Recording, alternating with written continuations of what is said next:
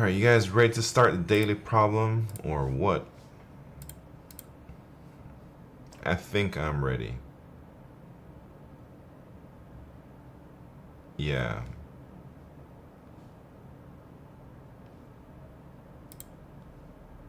Yeah, I'm ready. Alright,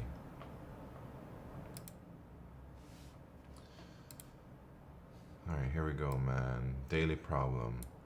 Find minimum time to reach last room, part 2. I've already solved it like 7 months ago or something. Let's see. There's a dungeon with n by m rooms arranged as a grid. You're given a 2D array move time of size n by m, where move time ij represents the minimum time in seconds when you can start moving to that room. You start from the room 00 at time t and can move to an adjacent room. Moving between adjacent rooms takes 1 second for one move and 2 seconds for the next, alternating between the two.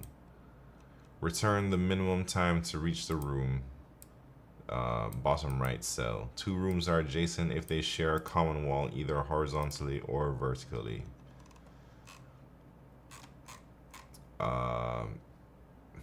Let me see.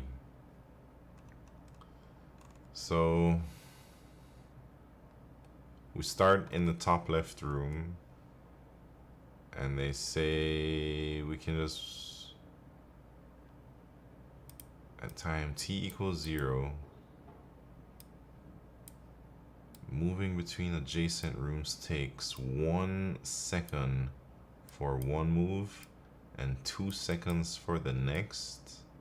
What does that mean? Let's find out. I guess the first move is 1, the second move is 2 seconds, and then back to 1. I see. Alright, so in this grid, you're telling me it can be done in 7 seconds. It's because we start here, and then we move to whichever room. So that would be 1 plus 4. 4 plus 1 second, 5. And then we can already move to this room, so then it's we can just move immediately, we don't have to wait. And then it takes 2 seconds, so 5 plus 2 is 7. Alright. And should we look at example 2? I suppose so. So example 2 is start in the top left. And then I guess we can just move into any of these rooms. So it's just 1 second plus 2, so that's total of 3. And then 4. And then 2 seconds, 5, 6. Alright. I think I can attempt this problem.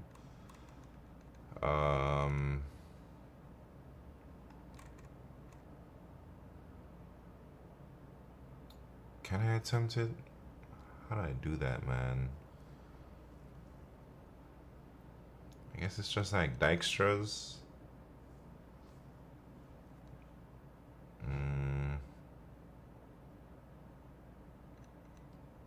Is it just dijkstra's with a bunch of weird states in the priority queue? Alright, so if I was doing dijkstra, clearly we need a priority queue, and then usually you have a pair of weights.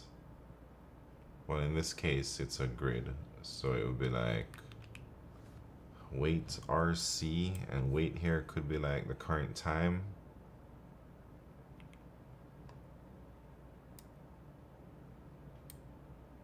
And then maybe it would need like 0 or 1 for like how much it costs to move. So 0 means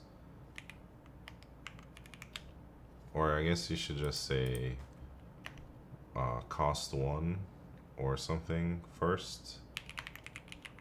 A boolean basically. Is first move or is it the second move? So if it's the first move, it's only 1 second. If it's the second move, it's 2 seconds. Something like that. I don't know, man. I've solved it before, so it can't be too bad. I didn't even have any wrong submissions.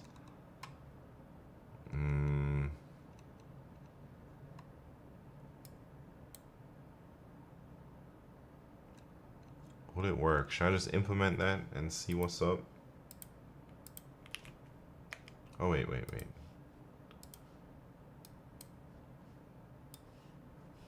I'm not even ready. I don't have any of my chat windows up.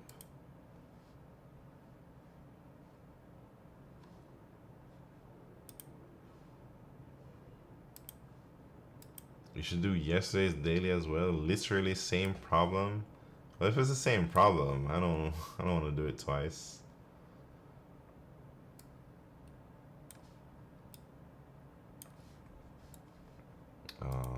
But hold on.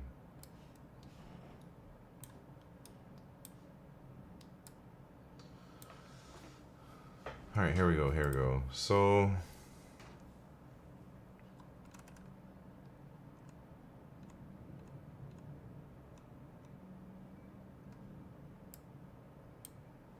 is it dijkstra's?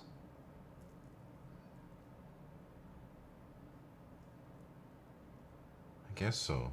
All right, let me just try and implement this. So,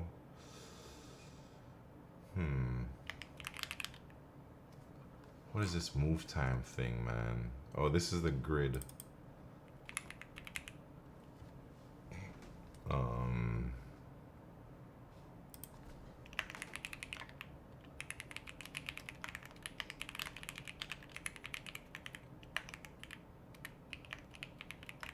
What do we need?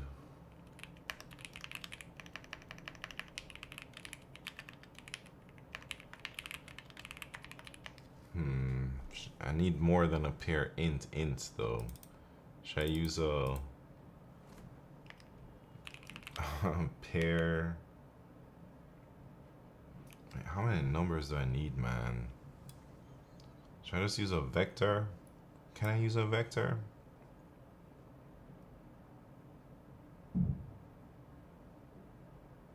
With 4, so I need my time, my row, my column, and then how much is first or is second or something like that.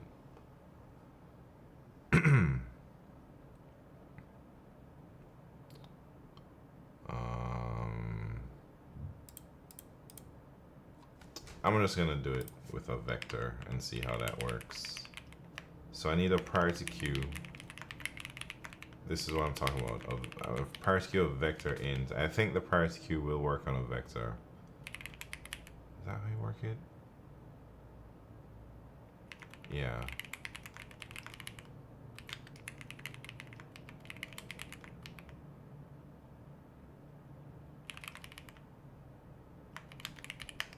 I hope that works. Should I just test it, see if the syntax is okay?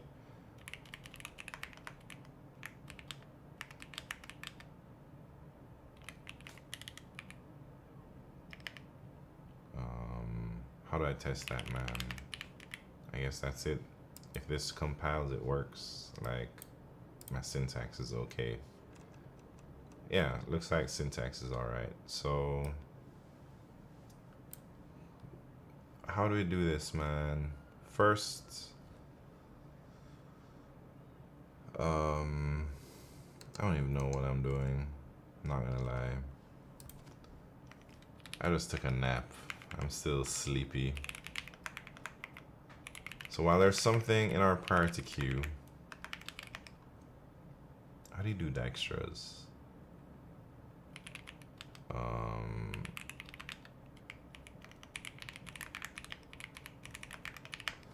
So we'll say the first thing, it's time, row, column, and then is first or whatever, is first move. So, oh dang, this is a vector int. So I guess this is like 0 or 1 only.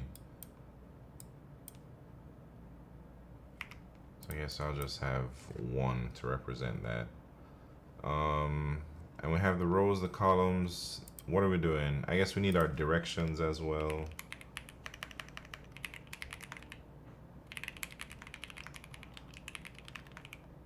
What are the directions? They go -1, 0, that's up. We go 0, -1, that's left. 0, 1, it's right. And then we go 1, 0 for down. L. Minson, what's happening? Pixel Pusher, thank you very much for the hydrates. Cheers.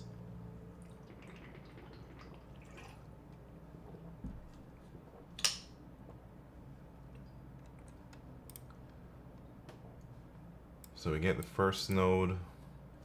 I'm just gonna make things a little easier for me here.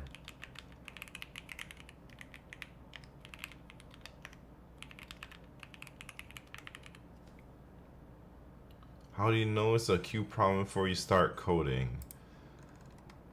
I'm hoping it's Dijkstra's. I'm not 100% sure though, but it feels like a Dijkstra type of problem. And why I'm thinking Dijkstra, it's because Dijkstra is an algorithm to find the shortest path between 2 points. It's a single what's the acronym? SSSP. That's single source shortest path. So a single source meaning we are always starting from one position, which is 0, 0. And then we're trying to find the shortest path to room bottom right corner, which is n-1, m-1. And I know, so the reason why I'm using Dijkstra's also is because it seems like the edges are weighted, even though the weights are a little bit funky. It's not like regular weights. It feels like the weight needed to go from one edge to the next edge. It's not a constant weight, I suppose. Like, it's not just one edge always has the same weight. The weight seems to be dynamic, where it depends on what time you're at. So if we're at time equals 0 and we're trying to move to this room, then the weight is like 4. But if we're time is over 4, then the weight for that edge is like 0. So this is why I'm choosing Dijkstra's. Maybe I'm wrong though. We'll see. Time will tell, man. Or somebody will tell.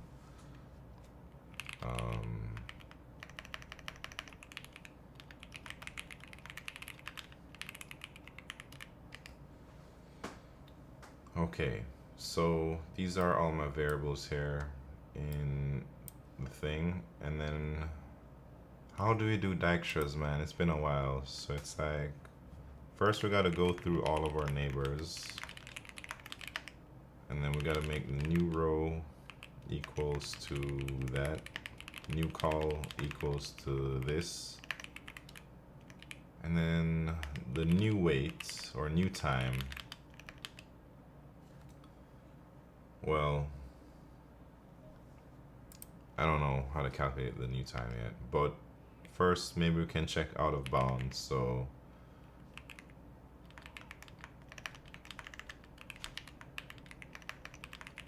if it's out of bounds, I'm just gonna continue.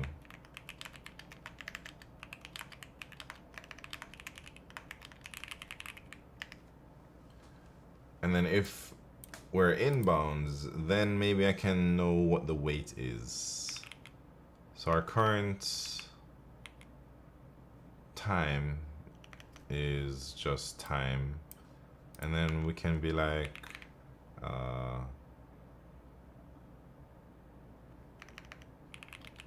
maybe the diff would be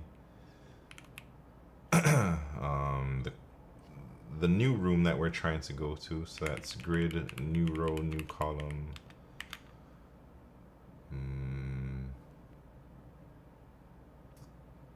Let me think. Minus the time. So that means if this number is positive. Wait. If this number is negative, we're good to go. If this number is positive, that means we gotta wait for that much time.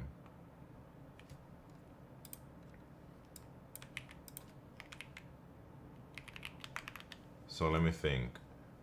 I guess is first move. How do I maybe this should be not is first move. Maybe I just default add 1 second.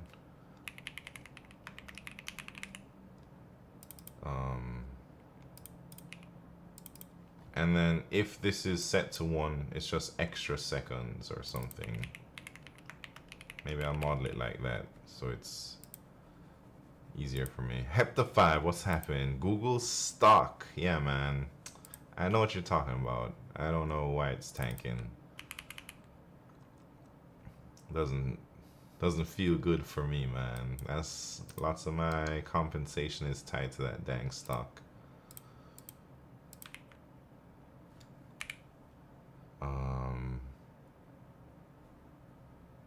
Does Google give ESPP? What's that? Where discounts on buying the shares? No, I don't think so. At least not that I'm aware of.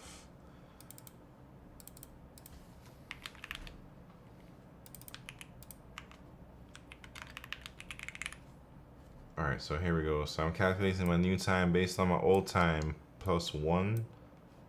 Because it's always at least 1 second to move to a room. And then there's an extra second if it's like on an odd or even turn or whatever. And then the diff is how long we gotta wait in that room.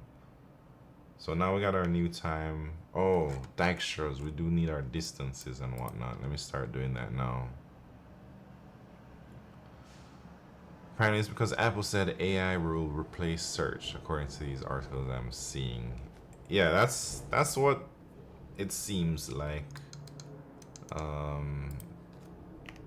don't really know what's going on though. Everything is crazy out there these days, man.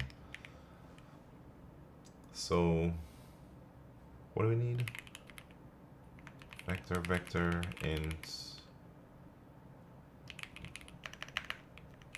distances.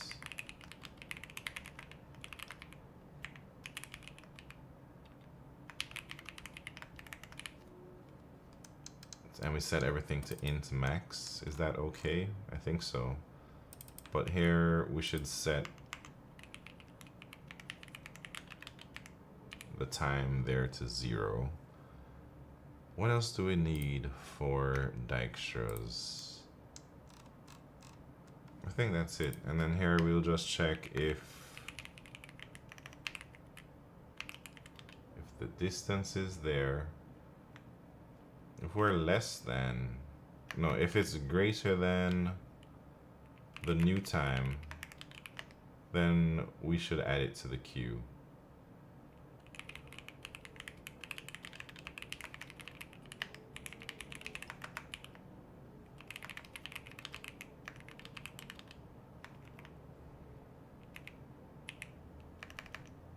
How do you do this? Extra seconds XOR 1 maybe.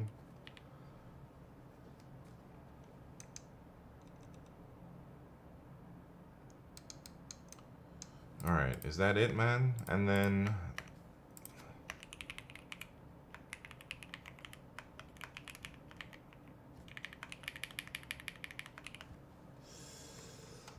do y'all think this is gonna work? I don't know, man. Not very confident right now. One shot? I don't know if I'll one shot it, man. We'll see. I can try.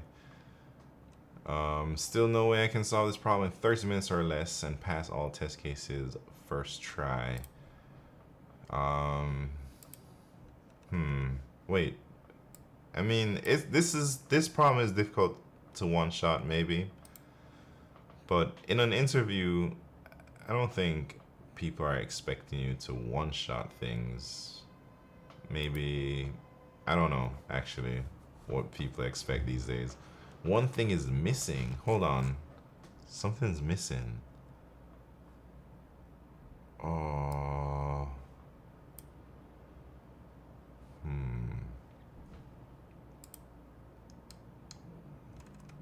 What could I be missing here?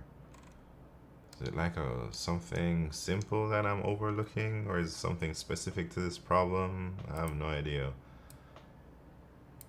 Need like... Oh, there's one more piece of dijkstra's. Oh snap, that means it's just I haven't implemented a dijkstra's in a while. Wait, what the hell? I mean, I guess for my dijkstra's, I don't know if this is necessary all the time, but I always check I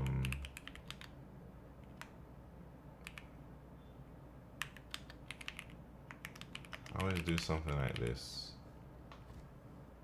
but I don't know if that's what you're talking about. Yeah, yeah, I usually put that in, but sometimes I question myself, man. I'm like, do I need that? We'll see. Oh, this is not new row. This is Jesus. That doesn't count. It's still wrong. Oh, Jesus Christ. This ain't right. Nothing is right, man. So, where could I have gone wrong? Nobody knows.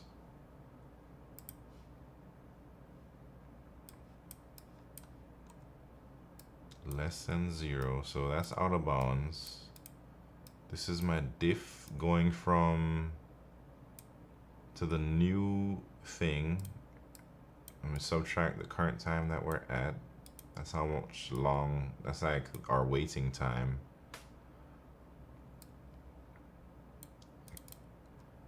Where am I messing up then?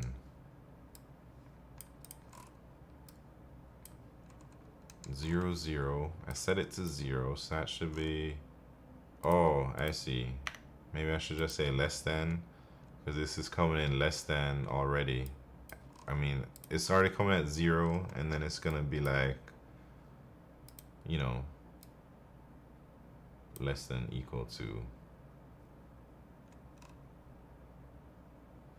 Anyways, let's see now.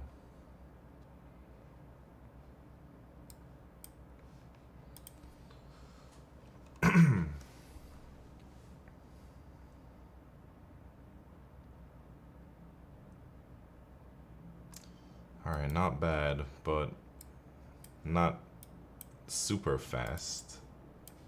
Is that gonna mess me up? Let's see.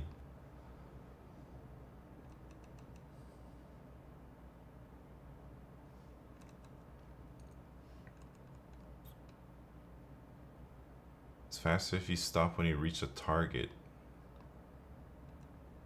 Huh.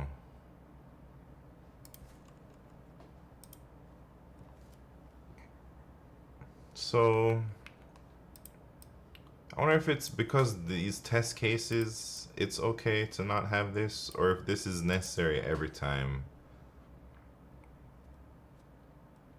Because there's a check here, but I suppose in between the time that this is added to the time that it gets processed, there could be another path that visits that node that is a lot better than the current thing. So I remember the first time I implemented dijkstra's, I think Ericto was on stream with me, or maybe not the first time, but Ericto was giving me a lesson live on stream, and I didn't do this, and I was timing out on my dijkstra's, and he told me I needed this line, so I've always been putting it ever since.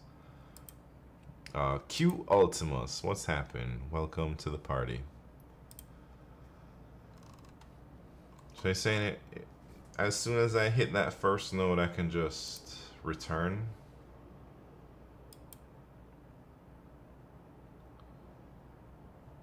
Won't cause priority, always pick the smallest path. No way you reach that node with another path that has a smaller weight.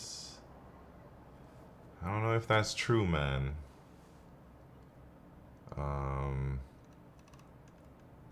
For this problem, maybe, but some problems. I'm saying there could be a time from the time you put that into the priority queue to the time it's processed. Maybe some other paths. Like, what if this weight to this new row, new column was like 1 billion? Then when you put it into priority queue, it's probably going to be really far down the list. And what if there's other paths that get up to this cell? Anyways, I think most people have something like this in their dijkstras, right? So when you found a better path to that node, you don't need the old one. Yes, that's what I'm trying to explain, I guess, Pixel Pusher. But I'm wondering if all implementations of Dijkstra has this check. You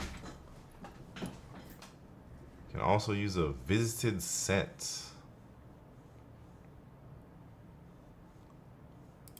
Isn't this distances kind of like a visited set?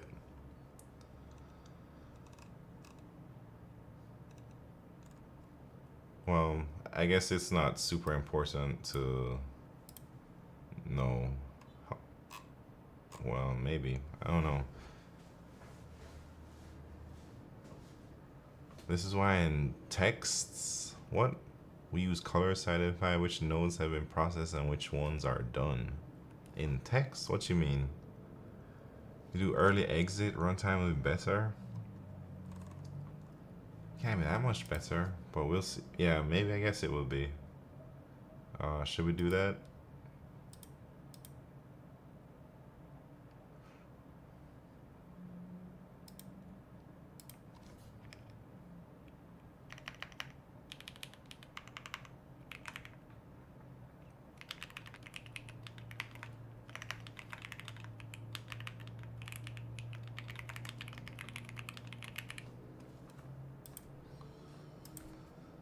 Anyways,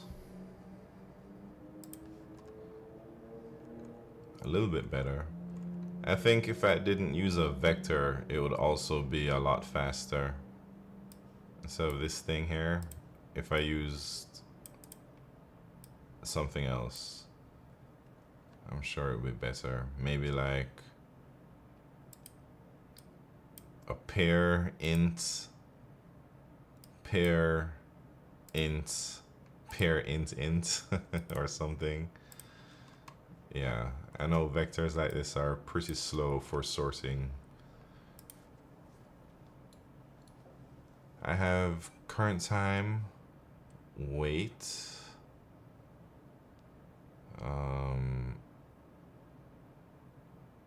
RC. Well, that's the same thing. Imagine if we have two paths, they have same current time, however one path has wait 1 and the other has wait 2. Oh, right, I guess it's a tiny bit different here. Yeah. I never thought about having that there because, right, I see what you're saying.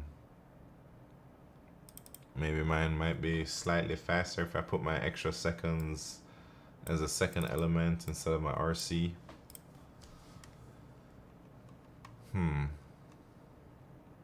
Because, yeah. I wonder if that means that... Interesting, Bobby Blue. Because now that I exit early, this could mean that... No. Because it's still going to sort.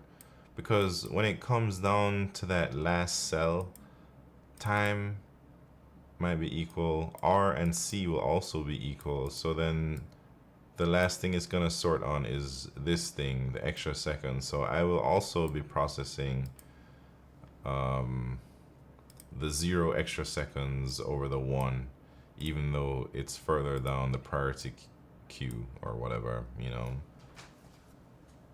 Yeah, it's the same, but I think having extra seconds as the second thing might be a bit better. I'm not gonna do it though, too much work. Anyways, what else can we do, man? We're gonna practice a segment tree problem today? I don't know, man. I should before it fizzles from my mind. But I should also work on my website because it's been like a week and I have no idea what's going on with that.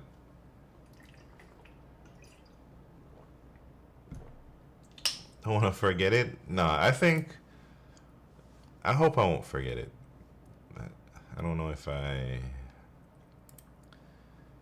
think the lesson made a lot of sense to me. You know, I think I can remember that implementation. I hope. I never thought I could just implement my own basic segment tree off the top of my head like that, man. I mean, should we try it right now just for fun? Just to see if I can do range sum query like without using a template. Let me try it real quick, man. His lesson was pretty clear, but I'm afraid it's because he was just good. What do you mean? Why are you afraid it's because he's just good? Because the lesson was clear, regardless of how good or whatever he is, yeah?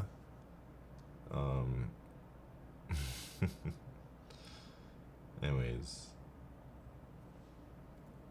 Some people can teach really well, but then you forget it the next day. Yeah, hopefully. Wait, this is a good one to practice?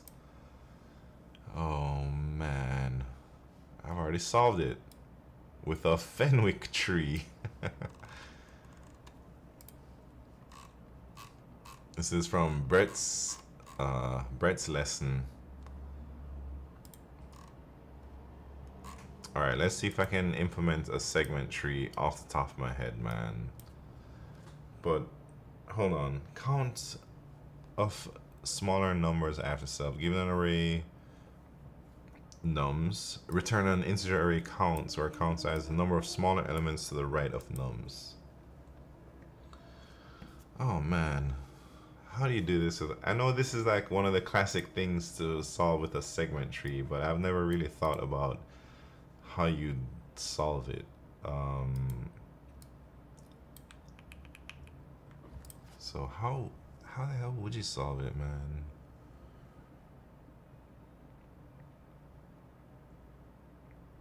I don't know if I can do it pixel pusher. To the right. So, alright, 10 to the 5th. Mr. Gamer from YouTube. What's poppin'?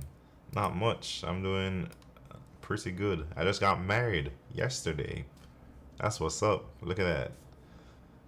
And here I am. This is my honeymoon. Kinda. Not really. Anyways, count smaller elements to the right.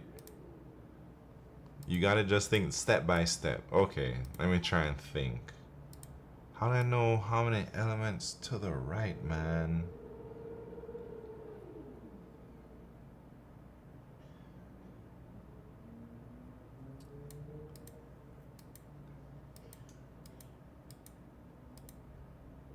So, yeah, I don't know. Cause I'm, all right. Even though I know you use a segment tree or a Fenwick tree or anything, I still don't know the technique here. So if I'm iterating through, how do I know? What am I querying, man, when I do a query here? So do I put all the numbers like this?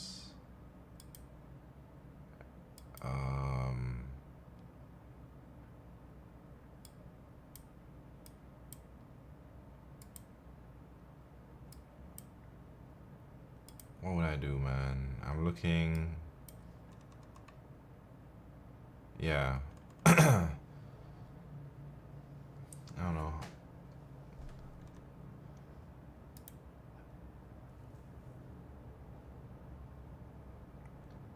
Maybe this means I don't know how to use segment trees, Pixel Pusher. So for the 5, we can see 2 and 1 clearly.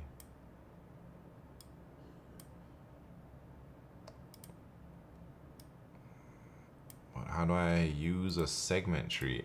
Alpha Diallo, what's happening, man? Thank you very much. Didn't invite y'all. Man, they had no photography. It was at City Hall. They said no cameras allowed.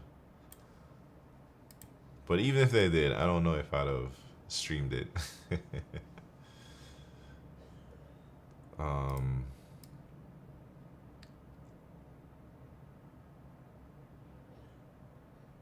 Alright, maybe I can count.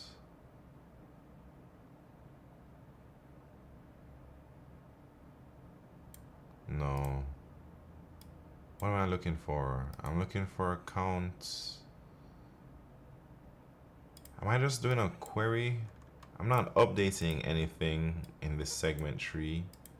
So am I just building something and trying to do some type of query where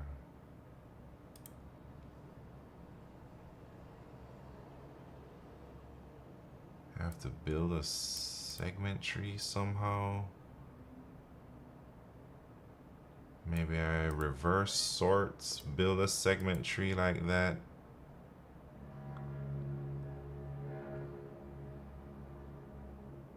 No. I don't know what I'm thinking.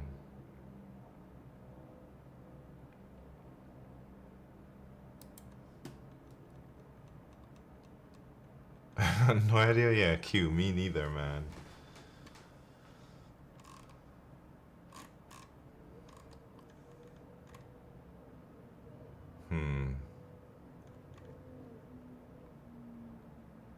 So how do these segment trees work? It's like, what are you querying for? I'm trying to query for how many numbers are smaller than it, right?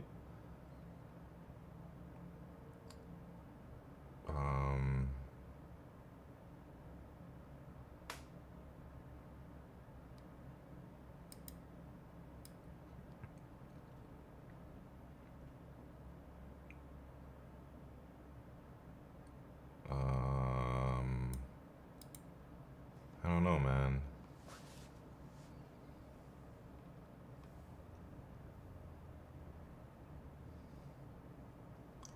I think I'm doing this with a regular prefix sum.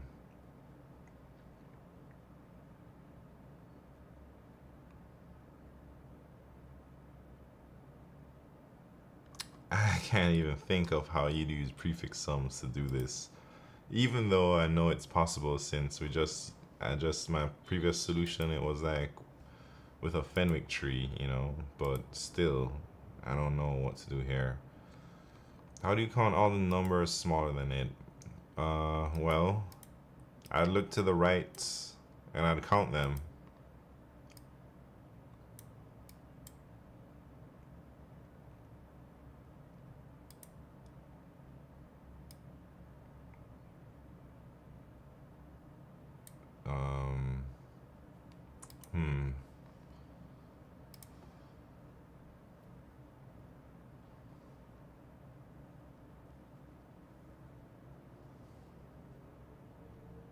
What if you could just query for the count of numbers less than 5?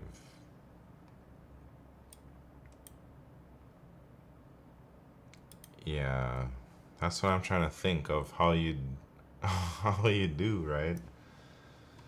Because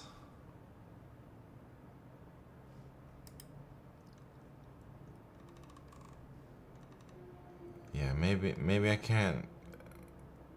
I don't even know how to use a segment tree properly then, you know?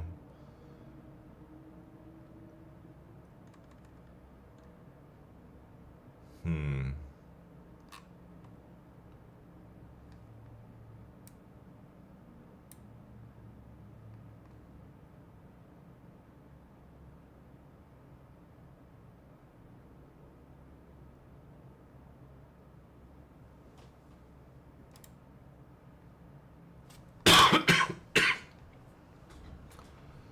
Notice each number is only 10,000. Hmm. Yeah, I don't know what that means.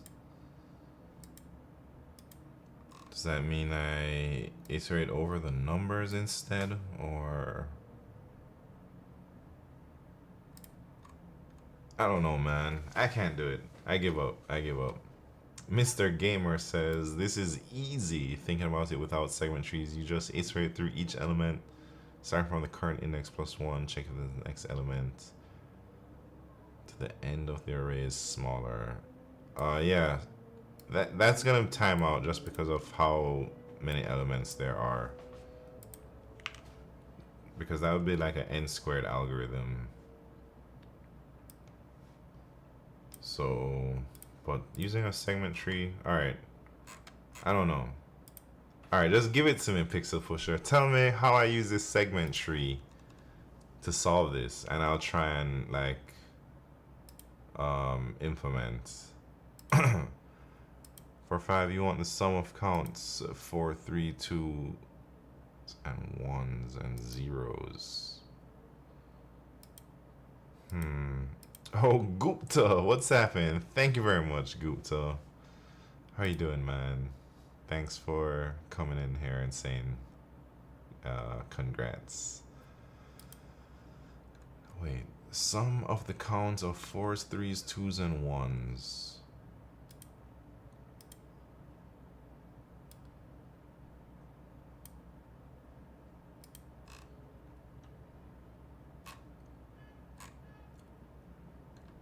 I don't even know how to do that, Pixel Pusher.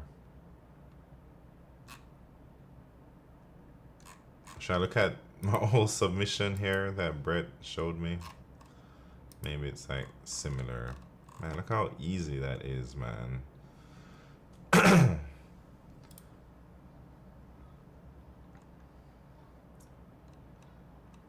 What the hell is this? Ordered multiset?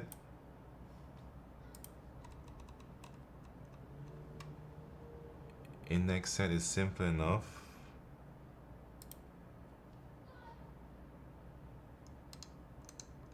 So a Fenwick tree.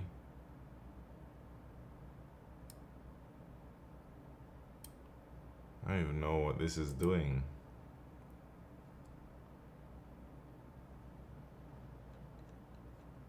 So a Fenwick tree, we're going from the end.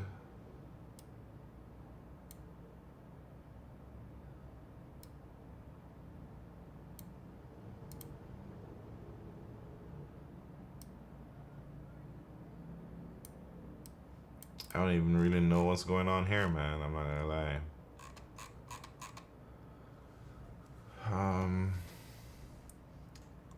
Index set. Yeah, I'm trying to do segment trees. But yeah, basically what Pixel Pusher said. I don't know how to do this type of problem with a segment tree.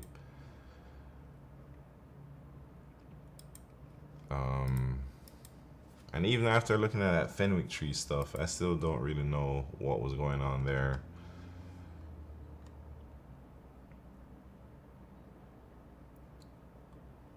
Use seg tree. Sure. The idea for using... Oh, I'm trying to ask, what is it, man? I give up. So, wait. Gupta, is this what I should do? The idea for using a seg tree is to imagine it over the frequency of values and not the given array itself. Not the given array itself.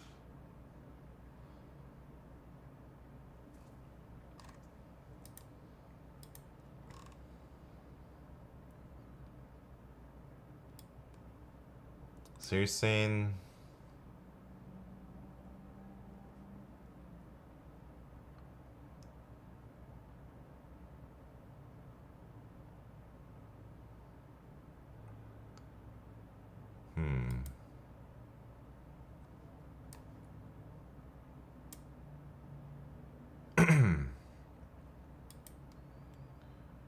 For 5, I think 4, 3, 2, 1 are to the left of it.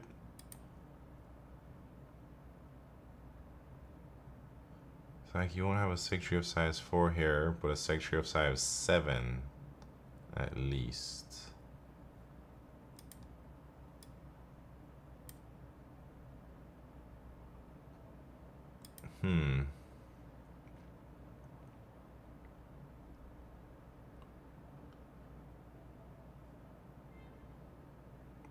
So you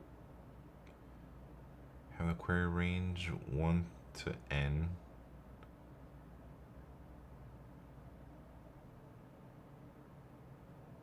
Wait, I don't get it, Q. Hold on. Wait, Gupta is saying we need the min-max elements here or something, and that's the size of the seg tree. Because that gives you the sum up to some max number of each count, less than that number.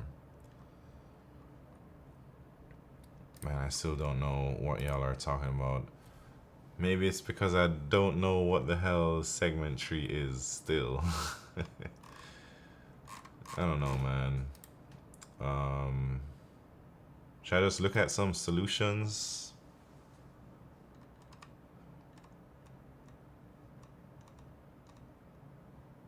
Segment tree.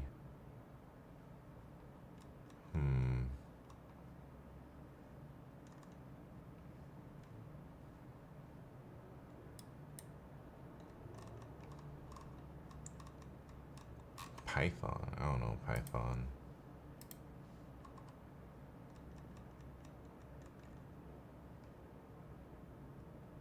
Wait, it's the exact same idea with a Fenwick tree? Because I have the Fenwick tree solution, but I still didn't know what the hell I was doing, you know? Seg tree of some don't defense is here. Oh no, I have bring shame to my teacher, don't defense. Wait, how the hell, man? So this is how I use it with a Fenwick tree.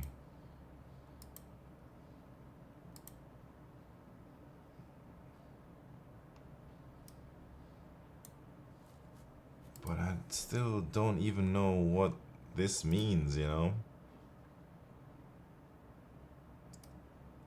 It's like, how many smaller is...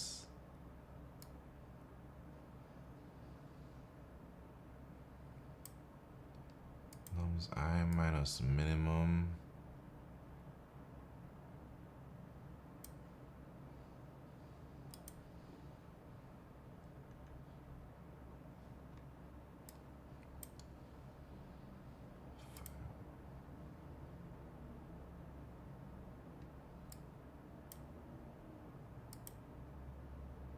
I don't even know what I'm doing here, man.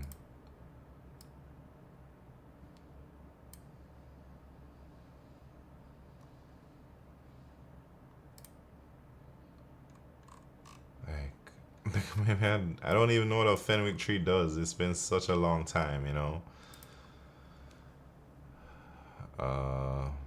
He doesn't get the concept of thinking of ranging over the numbers. Yeah, I have no idea how you use segment tree here to solve this problem. How do you think about seg tree as a question then? What do you think they do? I don't know, Gupta. I think, alright. I think you can update a range or something like that. And you're able to, yeah, you can update like the maximum value for a range or minimum value or sum of values or something. And then you can update in those ranges, and a segment tree is able to do those updates fairly efficient. That's how I think of a segment tree, but I still don't know how to apply that knowledge to this problem here, you know. Use seg tree of rec array? What does that mean? It's simple. Just think of them as a black box to be able to answer some kind of aggregate query over arbitrary ranges. Yeah, that doesn't sound simple, but all right. Wait, I feel seg tree is divide and conquer of queries. Right, so the range here is a count of numbers left less than equal to x, less than equal to right.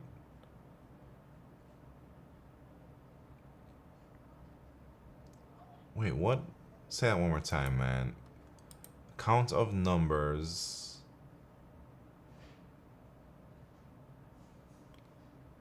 within a range.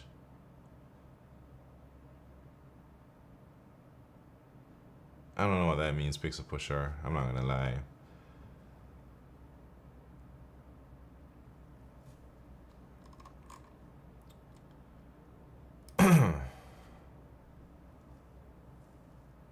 Think about a map.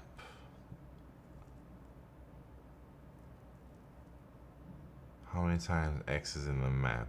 All right, that makes sense to me. So now let's do seg tree instead of map.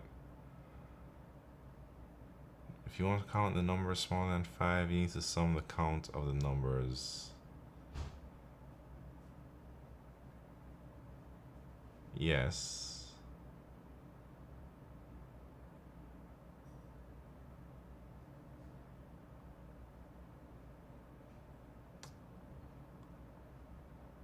Wait, how many times I is counted?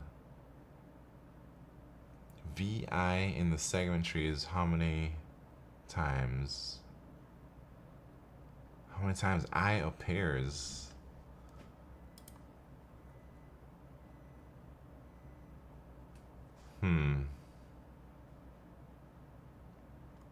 I don't understand, man. Maybe my brain is just not meant for segment trees. I think that's the only answer here.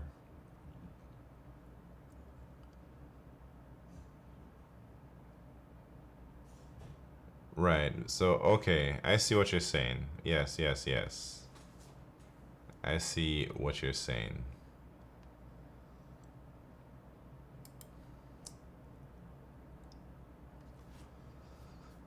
Oh, man. So, now you want to see how many numbers are smaller than x. 1 to x minus 1.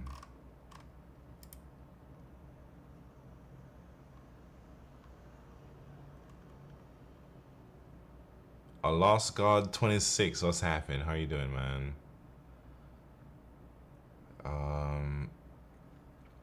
Query from 1 to x minus 1. Well, in here there's negative numbers. Does that mean from negative 10,000 to x minus 1?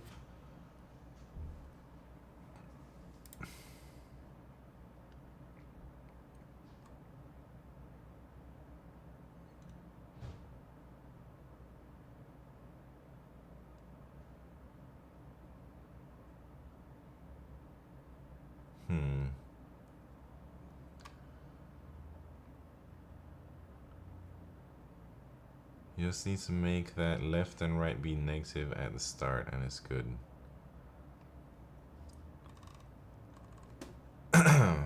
Well, man, I still don't even really know. It hasn't sunk into my head yet, man. So you're saying for this problem, example 1, we're creating a segment tree. Jesus. I should be doing some web dev right now, man. Not segment trees. But hold on. Let me try and maybe if I figure this out, my life would be a lot easier in the future, you know? So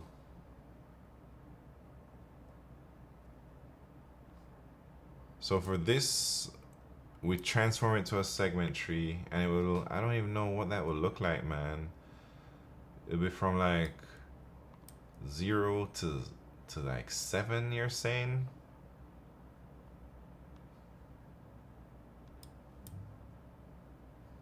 Two, 3, 4, 5, 6. So it would look something like that. Start from the bottom. What does that mean? Start from the bottom.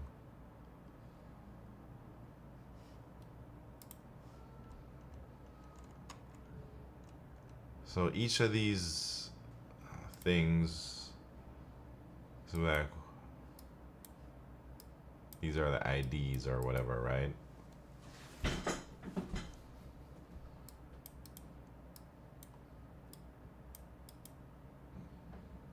And then the value would be how many times each of those numbers appear. Like 1 appears 1 time.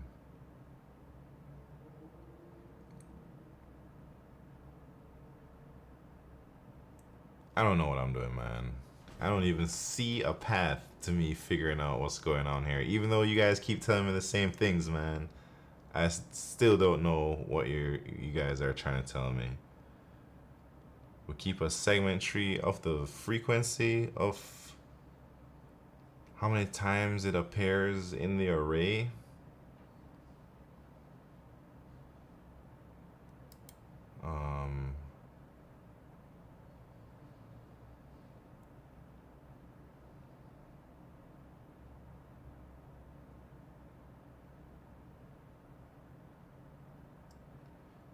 Oh, wait. How many times it appears in the array?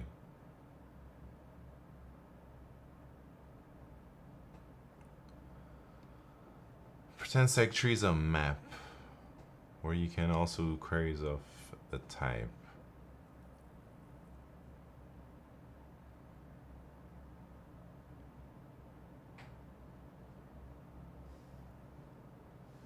It has 044101. Hold on.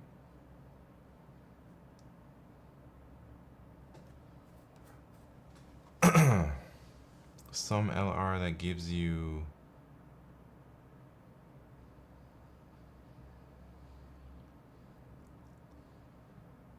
okay, so you're saying the sum LR, the LR are not indices in the array, but the LR is a range of numbers.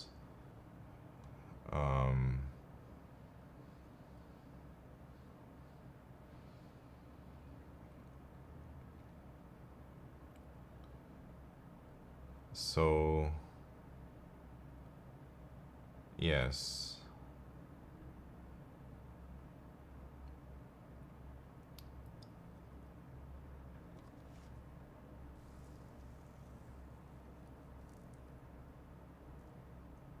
So if we have this, what are you trying to tell me, man?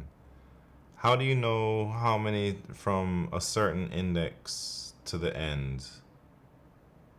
Because if that map has a count of those elements in the whole range of like the whole array, then what are we doing? Oh, and then you just delete the numbers as you see them. So at the start, everything is the whole range. Then the first number you see, you just get the count, and then you update. No. Wait, how?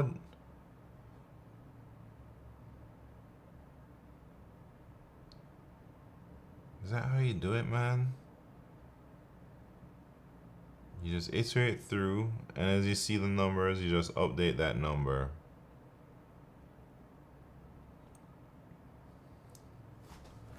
Oh, Jesus.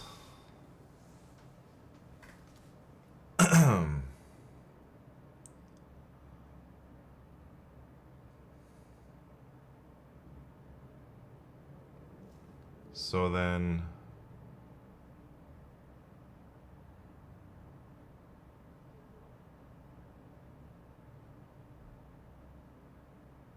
with a segment tree, it feels a little strange though, because like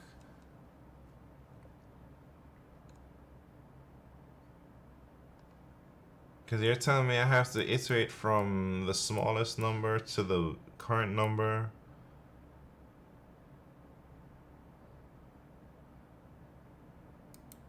No, that's not what you're telling me, because a segment tree will handle that. Wait, let me think.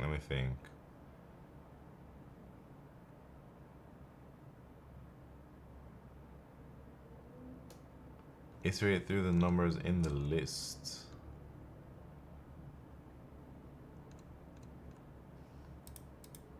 Alright, you know, I was planning on trying to implement the segment tree again from scratch, but I don't think I'll do that, man. I think I'll just copy whatever I had, because I think the problem I'm having is using it, not implementing it.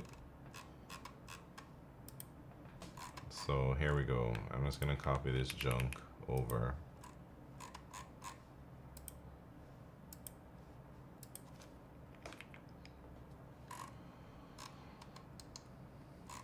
This is a sum one, and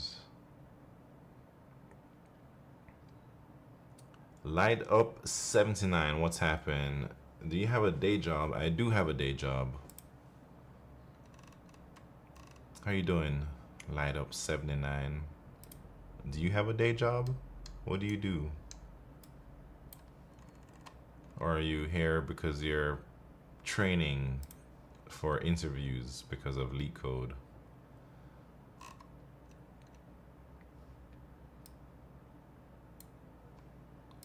So we're building a segment tree from the smallest number to the largest number.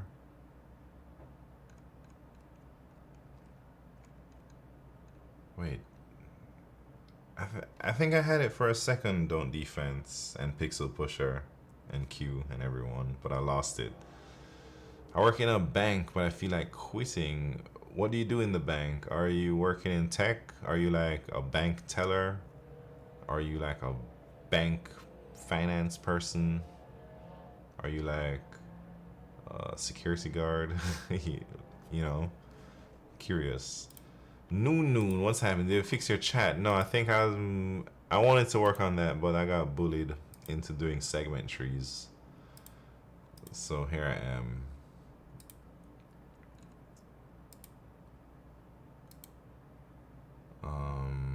What was I thinking again? Wait, is a single segment tree typically only used for one operation, or can each node represent more than one operation? Say both sum and product?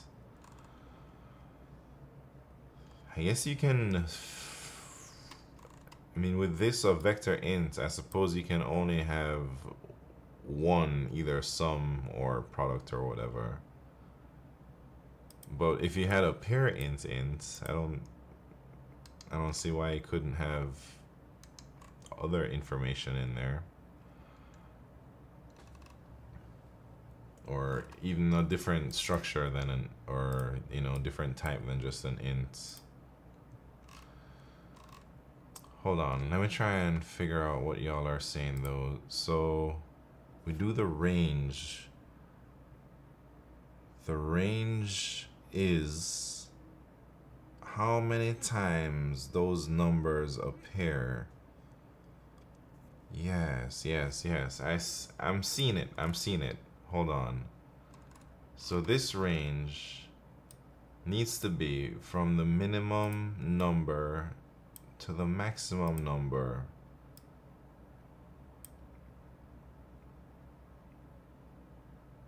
In some ways. But don't defense. You said something about the negative numbers is okay. Do you mean I have to pad it? So should I just add like... No. I don't have to pad, do I? I just need the size. Because I'm wondering if this was like -10 and then the highest was like 6. Have the interval start from negative.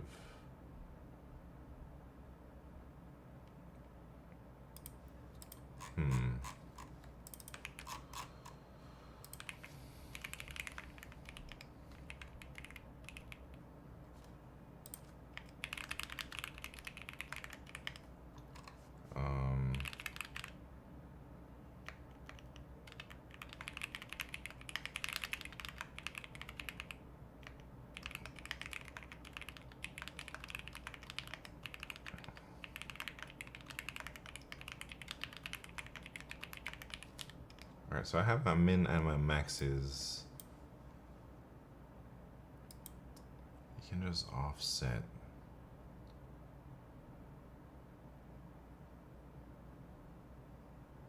You can add, but you can also just have the initial interval start from negative.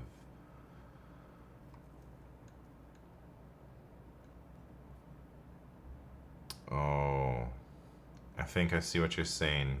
Okay, let me... I see.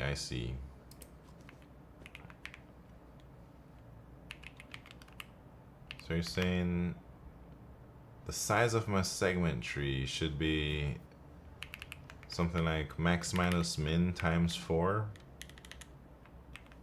plus 10.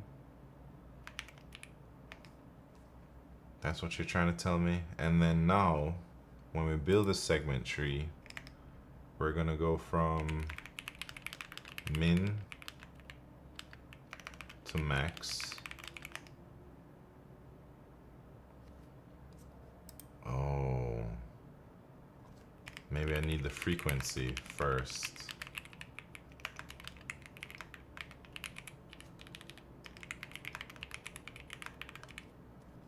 And then I'll say,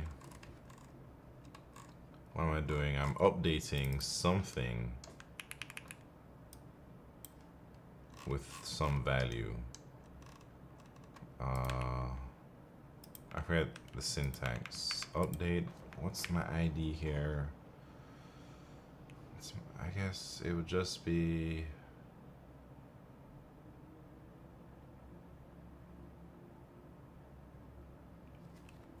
No.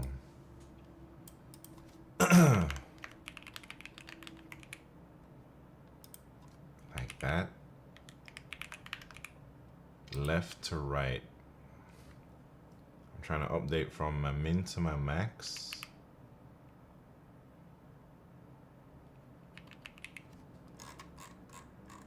Left, right, index value. And what the hell is my index, man? The index would just be the number. And the value would be...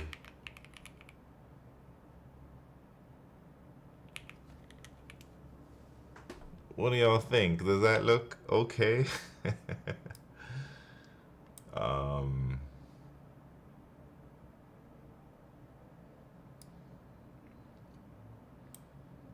That looks good-ish. Oh no.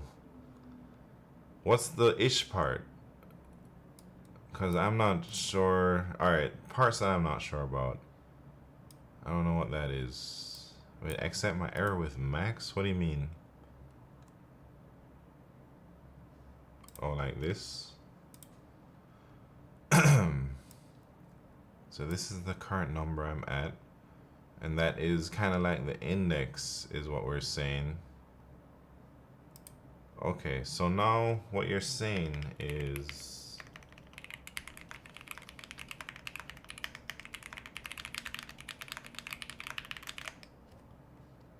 we do a query.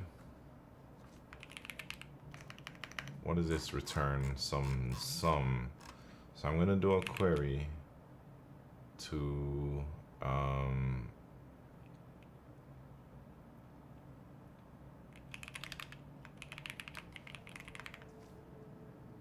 what's the ID here, man? The ID would be nums. No. How do I tell what the hell my ID is? Oh, the ID always starts from 1. Yes, the whole tree. Let me think about that.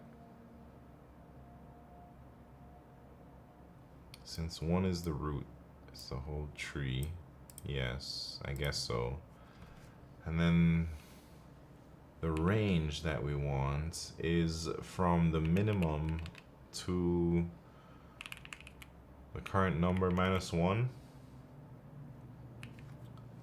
And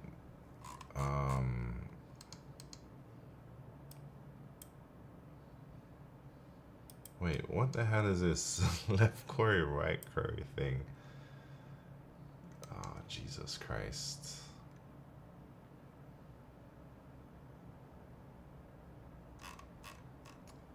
Let me think.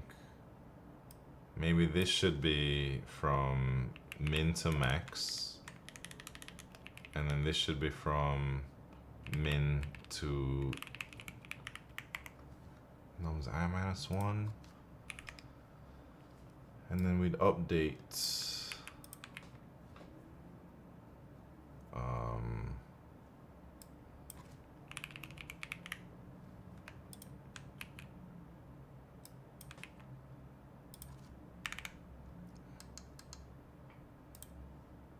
something like this.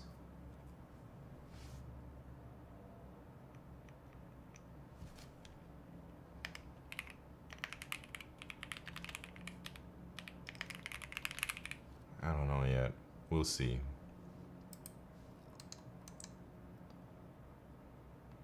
Nah, not even. Something ain't right.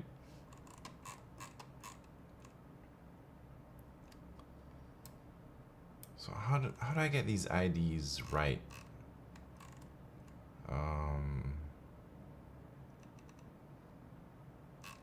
My IDs ain't right, man. Min to max.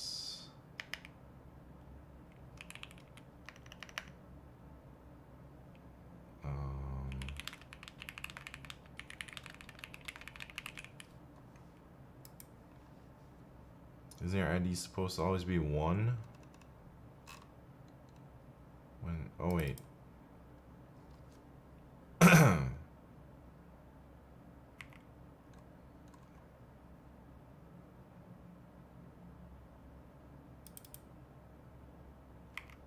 Yeah.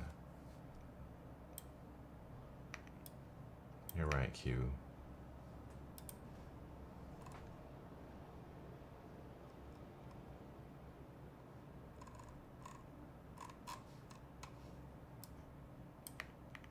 I think you're right at least. But now we got other problems.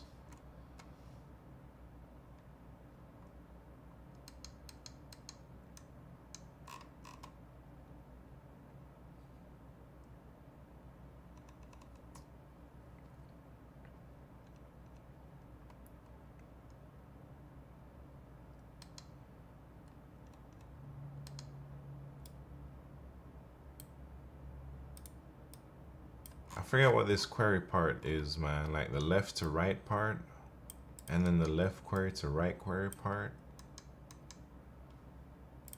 I forget what all that stuff means.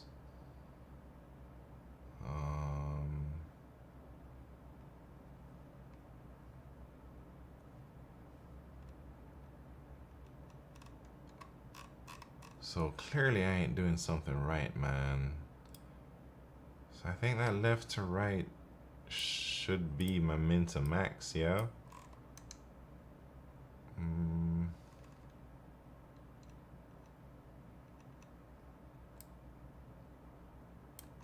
Update. Left to right.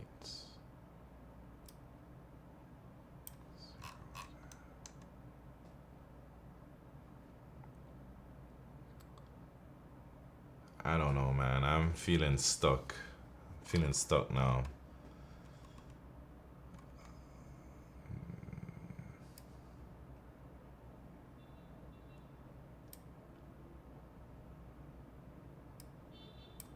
What is this thing? That's the index. How do you use that index, man?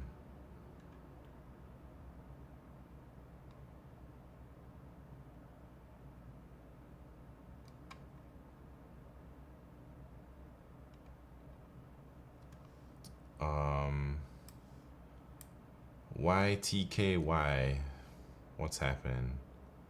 Love from India. Please tell me how much I can expect as a fresher remote full stack web developer, MERN stack with DevOps knowledge in your country. I don't do any of those stuff, so I don't know what you mean by that.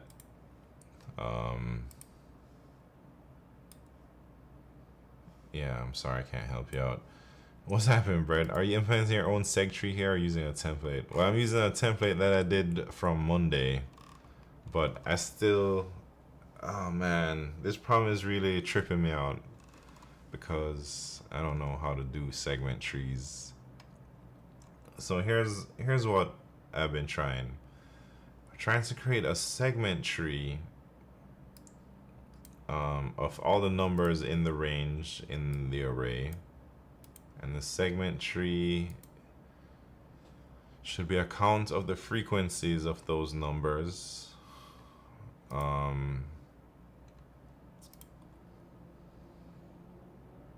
But I'm having issues like actually using the segment tree.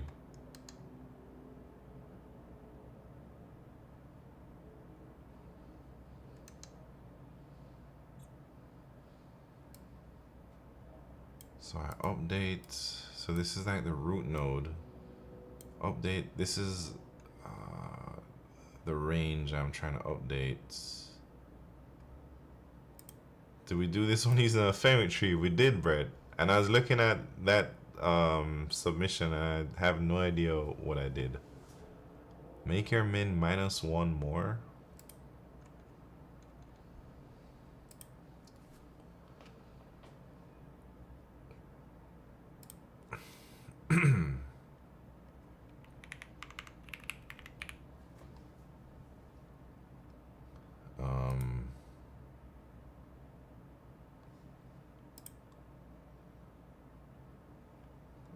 Oh, Steven Sagaball, what's happening? Wait, how the hell did that work? Pixel Pusher, that's crazy. I mean, what the heck just happened, man?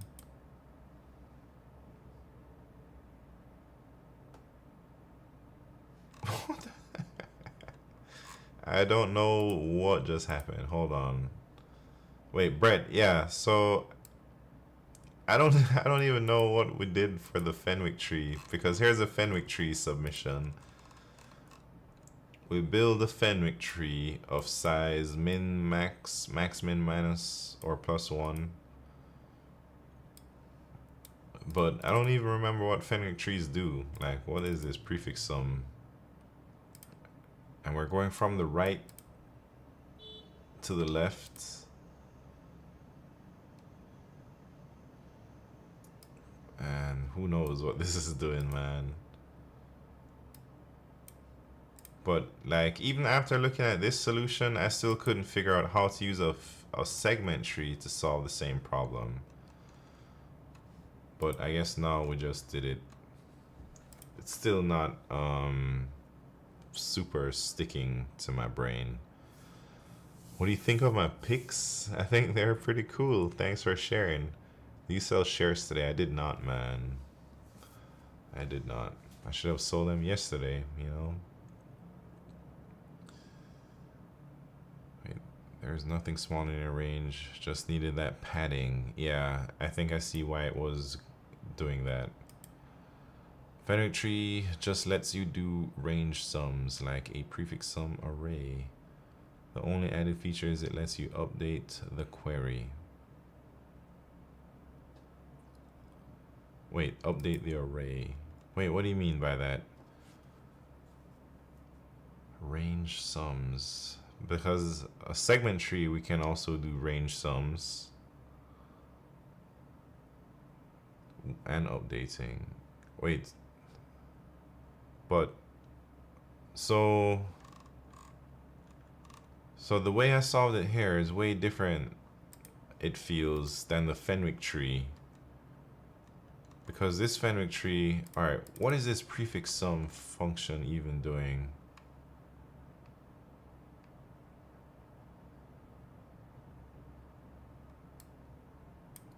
Who knows?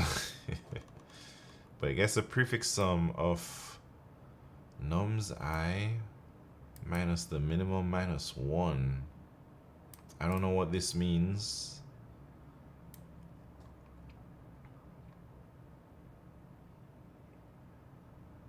El Minson. Good night. Have a good night, man. Thank you for tuning in. Imagine you have an array with one spot for each possible value. Yes. I imagine this.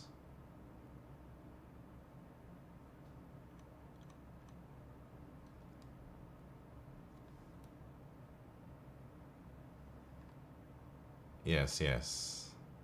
Each entry stores the counts.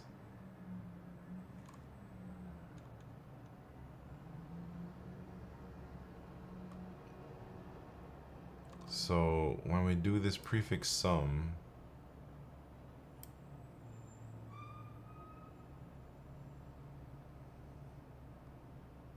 why are we going nums I minus the min?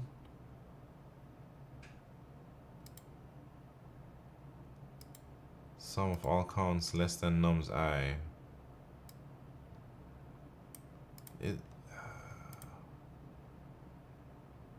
I mean, if we're trying to do the all counts less than nums I, it feels like it would be nums I minus 1 here. So what's confusing me is I don't know what this minus min part is doing in this answer.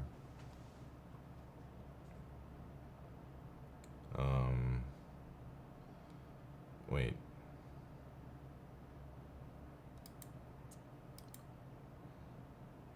Since we needed to fix the indices since they can be negative, but what if nums equal negative 1,000? That is a negative index. Yes.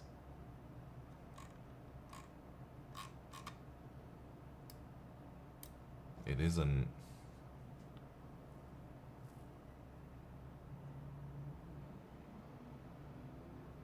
So we subtract min from all values.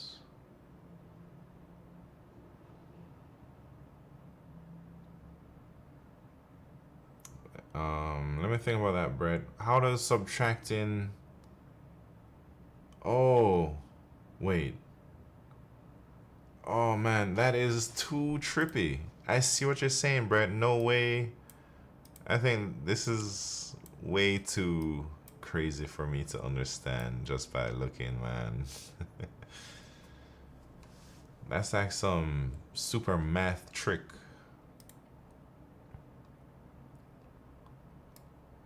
This is like a crazy way of an offset. This is like, yeah, I see how it works now. Because if min is negative, then we're subtracting a negative number, so we're actually adding a padding. But then if the minimum number is like 7, we're not wasting the spaces 0 through 6 in a thing. So we just minus the minimum to like 0, like add negative padding to bring it back. This is interesting. Yeah, this is definitely not something that I would think of. So if nums I equal min, then it is 0. Yes. Oh, so then I see now. So we get the smaller by doing that prefix sum. But then here we're updating the current number. Oh. What does the update mean? We're adding this amount of value to that current number. Add 1, yes. It doesn't mean you set it equal to 1. It means we add 1. This makes sense now. Thank you, Brett. I was wondering what the hell is going on. So now I can apply these same ideas to... Let me try and solve it with these ideas. The same problem, but using a segment tree. Man, I should not even be LeetCoding right now. We got websites to work on. but I kind of want to do this anyways.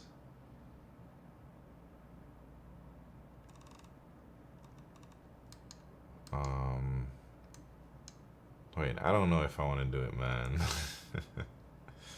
It's too much to think about. All right, I'll try. I'm just gonna keep the min-max thing. Oops.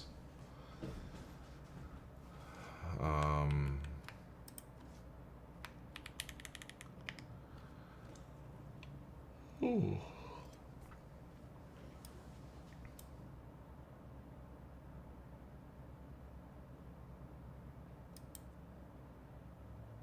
Can I just copy paste the other solution?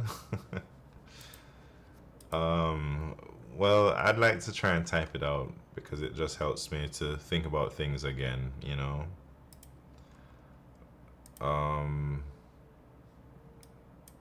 So I'll keep the min-max thing. Maybe we don't need our frequency map.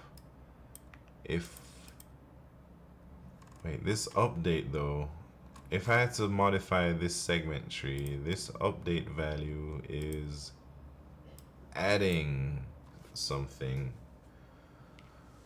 But what if I just plus equal, so it's like it updates with that value instead? All right, let me try that now that I modified the template. So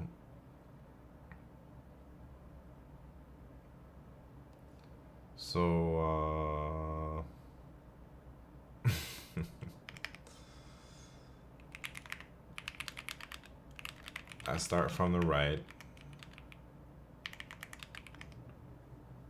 There's also a more efficient way versus adding all values than removing them. You can iterate through numbers from right to left. Yeah, pixel pusher, I'm doing that right now, man. I'm doing exactly what you're saying.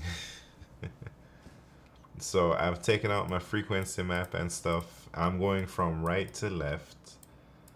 So the current number, we have to do a query on something. What are we doing? From ID 1 left to right. So that would be from, that's the range that we're looking for. We're looking for the minimum to nums I minus 1.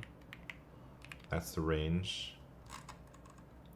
And then, no. Shit. This should be like the whole tree. So maybe this should be like, wait, I don't even have my segment tree here, man. This is how don't defense says we should do it. Times 4 plus 10. This has a count of 0 everywhere. And now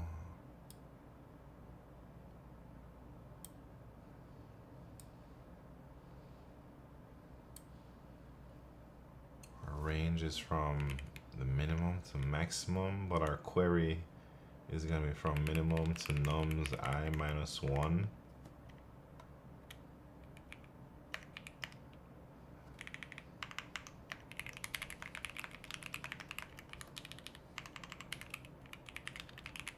And then we do an update. What's the update look like? We do left, right, index value. So the left to right would be min, max. Index would be the current number. And the value would just be we're adding 1. Let me see if that works. I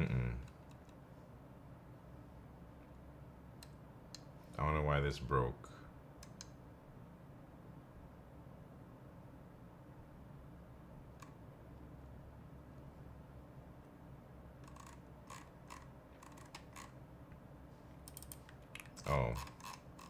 I think I know.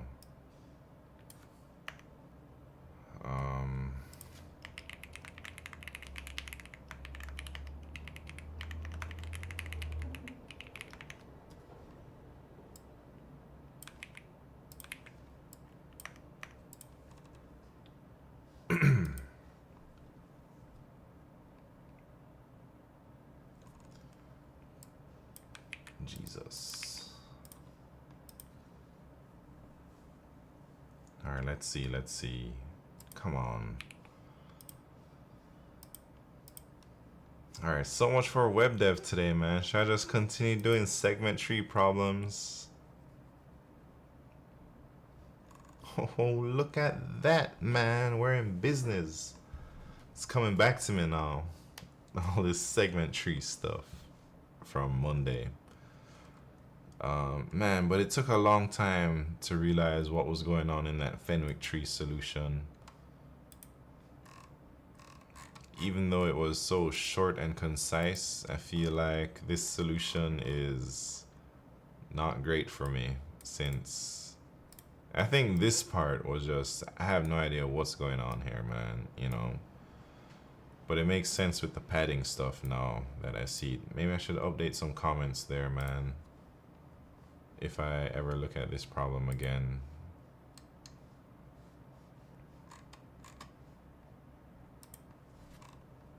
Let me add the comments here. Minus min for dynamic padding. If min is negative, we are adding padding. If min is positive, we are subtracting. Something like that. Increments by 1. Alright. Anyways. Wait, is vector always initialized to 0? I didn't think it was. Solve this one with orders. Yeah, I think the first thing, ordered something, whatever this is.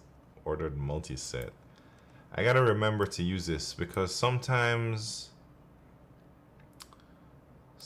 I need a sorted list in a contest and I forget that this exists, and I'll use I'll try and switch to Python to try and get the sorted list.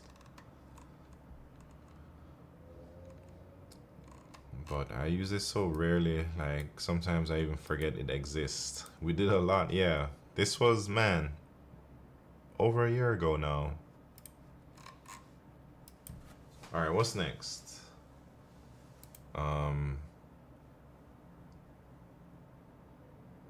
Wait, Pixel Pusher, what you saying?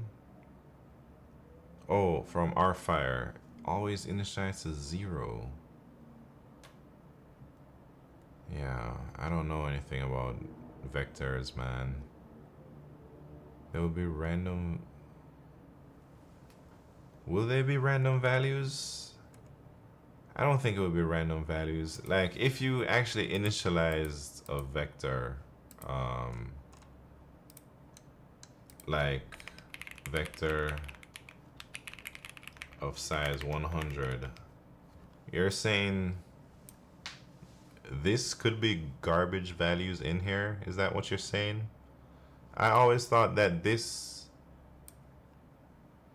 initializes things to 0. Sometimes you may get lucky, but I don't think it's guaranteed unless you specify the value.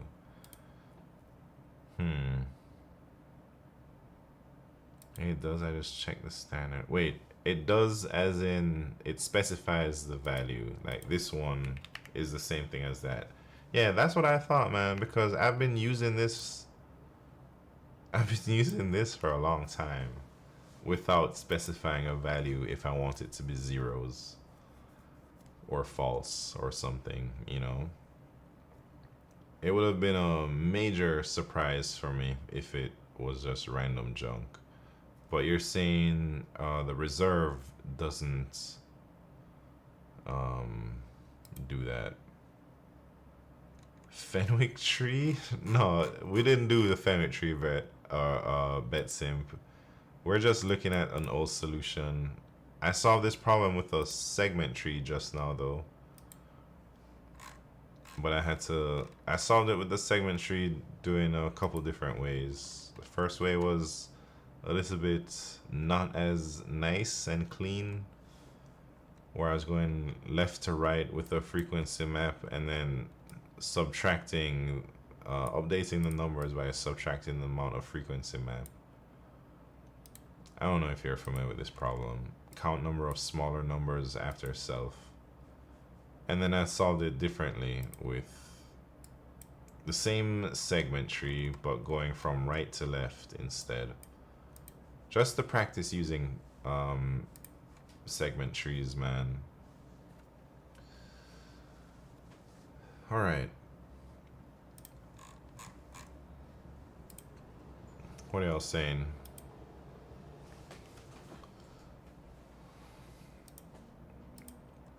Are there other segment tree problems I should be doing?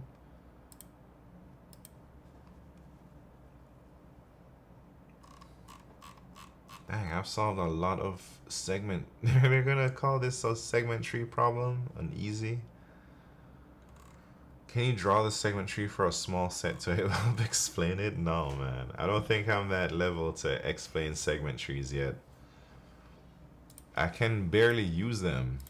This is just day 2 for me on segment trees. But if you are interested, you can look at my last stream on YouTube or Twitch or whatever. And Don't Defense taught me. Here we go. This is a segment tree video. Maybe it's around wherever I put my headphones on.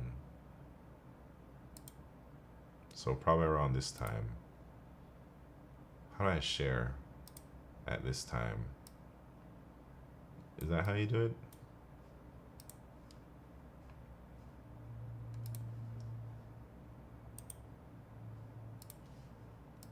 AC Black Deep, what's happening? Segment trees, the honeymoon, and the bachelor party. So this was 2 days ago.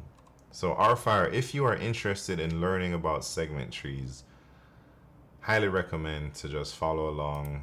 Don't Defense goes through, he teaches very nicely with detailed explanation on what's going on. So, and it doesn't even take that long. So I started around 30 minutes in, and we already do the first problem, well, an hour later. So it's like a 1 hour lesson on segment trees, man. But I think if you're really serious about LeetCode and competitive programming and you want to rise up through the ranks, I believe you do have to learn segment trees at some point, and maybe this is a nice, easy way to do it. Take a look. I was curious about this specific one since it looks a lot more complicated application of them. I see. Yeah, it took me a few minutes. I guess you can just watch the VOD of this video too. But it took me maybe 20 minutes to really wrap my mind around how to use a segment tree here. Not for this problem, for the count smaller numbers problem. But it's basically we are counting frequencies, and the range that we're looking at is not an index range. We're not thinking a range from left to right in the array. We're thinking about the range as a range of numbers. So like if we want to find out how many numbers less than 5, we're looking at the query from the minimum to 4, 5 minus 1. So from 1 to 4, that's the query we want, of like how many of those numbers are in the array. And then as we iterate through, we just kind of decrement the number in the array. That's the basic idea. Have you read the Competitive Programmer's Handbook? I have read some of it.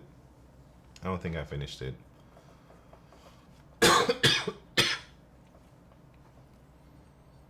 All right. 'Cause I don't really know what to do now, man. I don't think I have time to work on web dev, so maybe I'll just continue leak coding. More seg tree, yeah, I think so. But I was gonna work on this stuff, but I don't think an hour is enough time for me to do anything.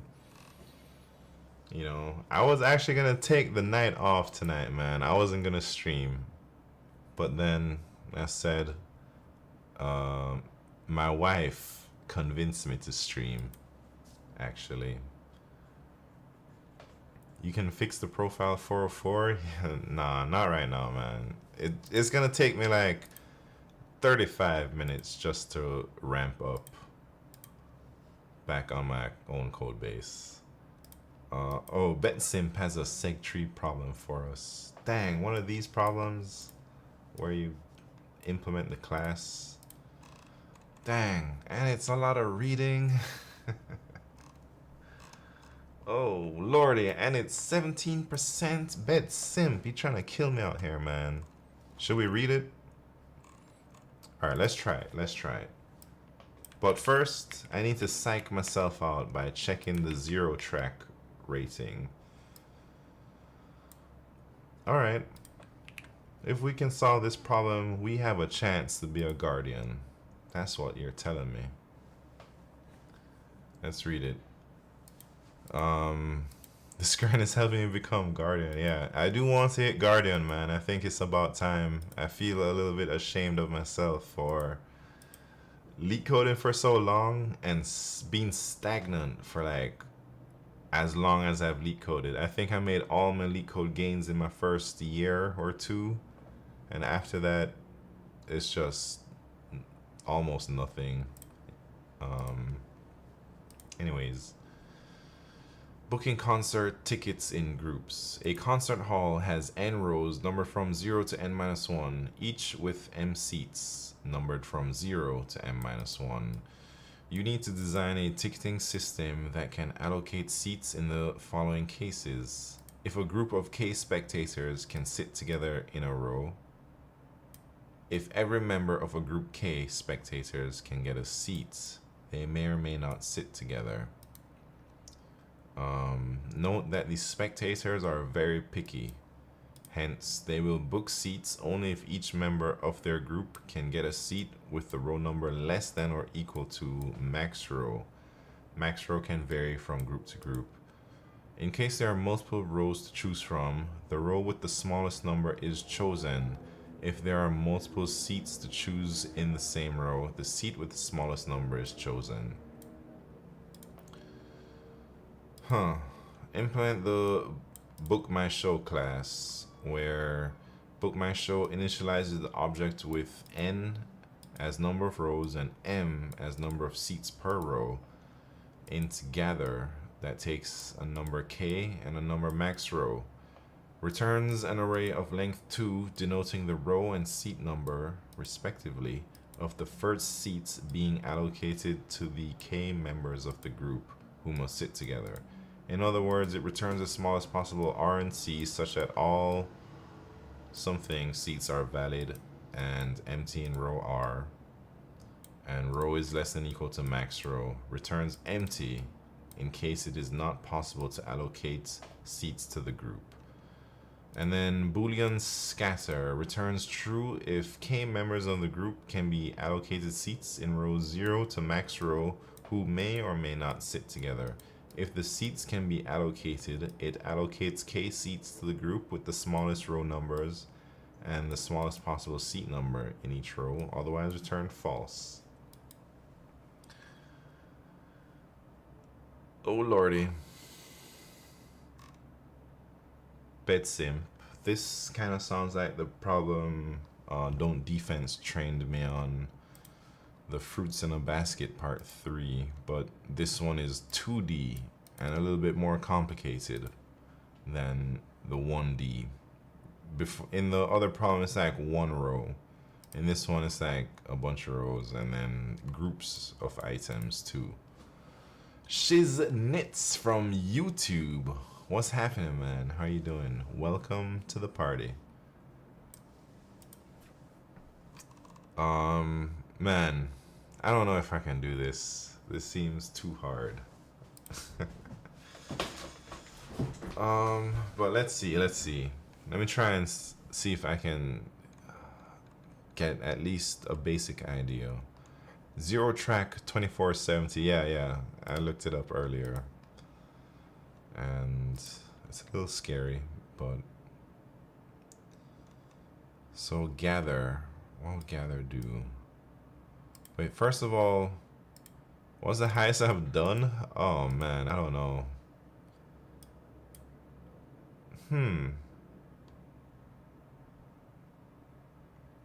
How can I tell what's the highest problem I've done?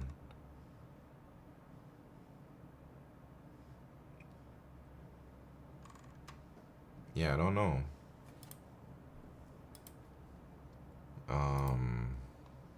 I'd guess probably around 2200.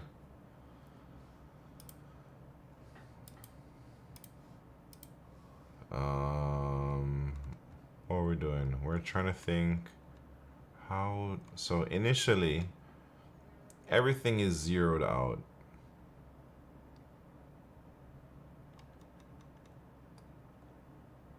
And then, what do we need? Like, how the hell do we use a segment tree to solve this problem?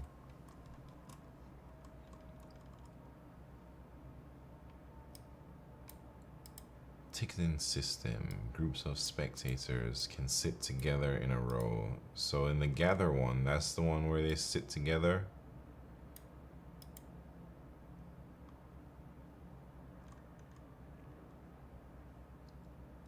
Row and seat number of the first seats.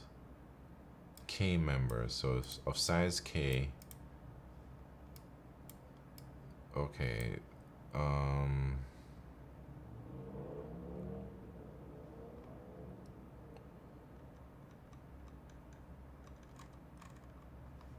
So I guess they give us the n by m. That's the size of our grid. Wait, one thing which is important to check and might guide you to a solution. M and K are very large. Dang. I did not notice that. Thank you for pointing it out. So M, what is M? M is the number of rows and M by N. Or no, M is the number of columns. No. It tells me. M is the number of dang columns, man. So it's a very wide auditorium and there's only 50,000 rows but up to 1 billion columns. So what does that mean for us?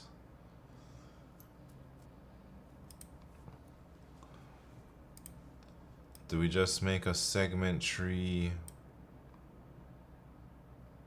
Man, I don't know what to do here. This is so difficult for me to even think about, man. Like what? I guess that number could just be like, should I? Dang. What is our segment tree even going to return to us?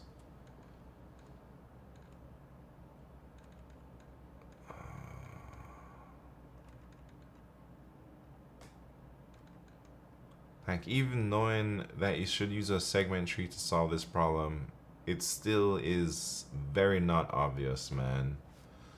Serial Coder, thank you very much for that hydrate. Cheers.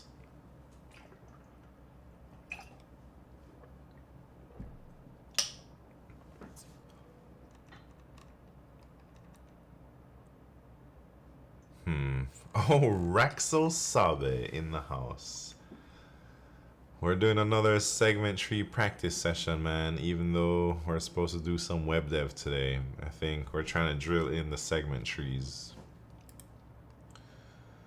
And BetSimp has given me this really difficult problem that I don't even know where to begin. I'm not even seeing how we use segment tree, but I'm guessing we use a segment tree on with these, like a range of the rows, and then within each of those, I guess this just means there's one continuous block of people, or one continuous free block, or what, man? What happens if you put a group of X people in some row? Yes. What would happen?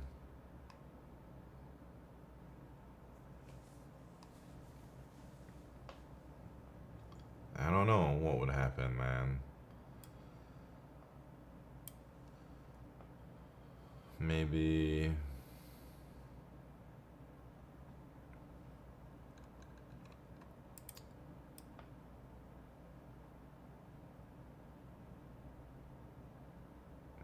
I mean, it's on. All right. If I had to represent a row somehow, like let's say we have this 2D grid, and let's say we only have 2 rows.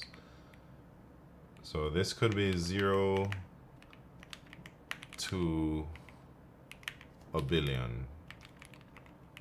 So I'm thinking if we had to put, let's say 10 people, 11 people in here together, we'd put them in this first row and we'd block off the first 11 seats, and then now the free seats would be like 11 to a billion or something. Wait, where should it put them to allow maximum group size possible after that? Yeah, I think there are, it tells us exactly where we should put them. We should put them in the lowest row and lowest seat available. So this means like top left or whatever. Now, do you actually need that thing? Well, I was thinking maybe just have the first available seat. But then I'm not sure if there will be like chunks, you know? Maybe not. Like, there would never be like one empty seat right there. Or unless after this they say put in 1E9 minus 5 people, then we can't put that in here because it doesn't fit. Then we have to put it in here, and this would be like, but then now this only has 5 people left. So I suppose what I'm seeing here tells me like there will never be a chunk, like, you know, like seats, these seats are taken but then this is free on, you know, there it never be like segregated chunks, or it would always be for each row, it would just be all of them taken up until a certain point and then they're all free. That's what it feels like.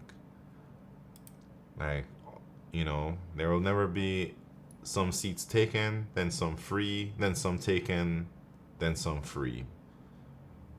It would just be all free or all taken.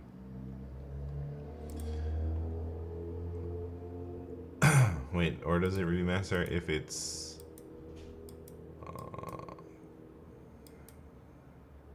what are you saying, Raxo? 11 9. Oh, I don't know. Does it matter?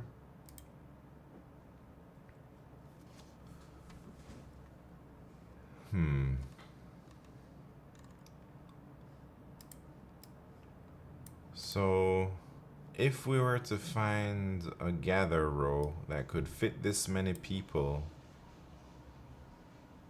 the row and seat number, how are we gonna do that, man?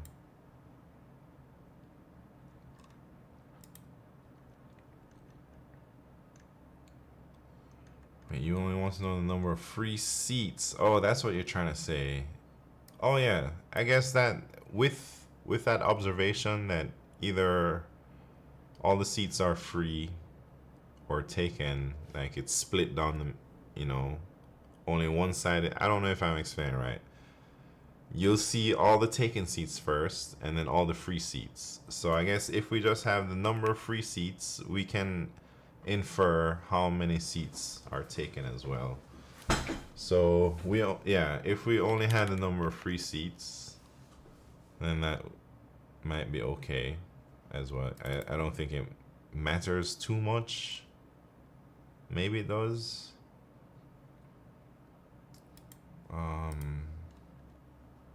But still, I don't know what to do next, man. I don't even know how to use a segment tree here to figure it out. Maybe the segment tree is needed for the scatter, but maybe a segment tree isn't needed for the gather part. The gather one is like seating people together. So maybe we can do this one in, wait, let me look at the constraints. So there'll be 50,000 queries made to gather or scatter.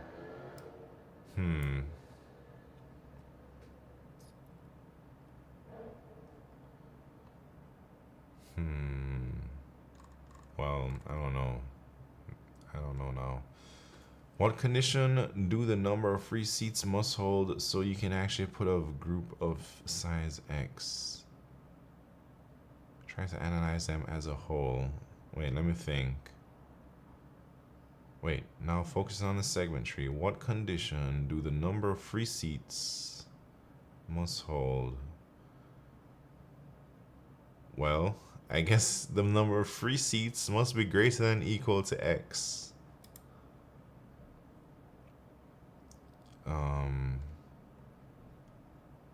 Right? Wait, everyone? No. The first one. The first row that has at least X free seats. Right? Mercal, what's happened? I'm still alive, man. Am I not supposed to be? What are you saying?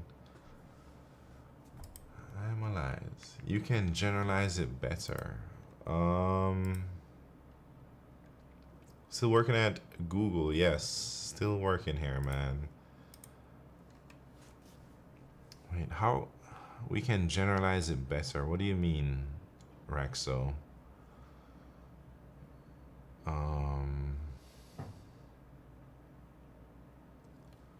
What condition?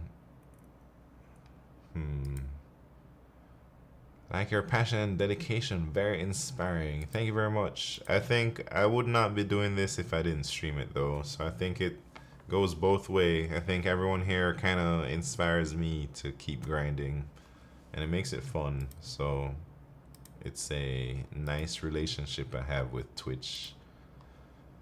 You can say something, wait, just something so you can say, if condition X, I can put the group, else I can't. Wait, what? Oh, so if... I mean, if we're looking at the row, what am I saying, man? If...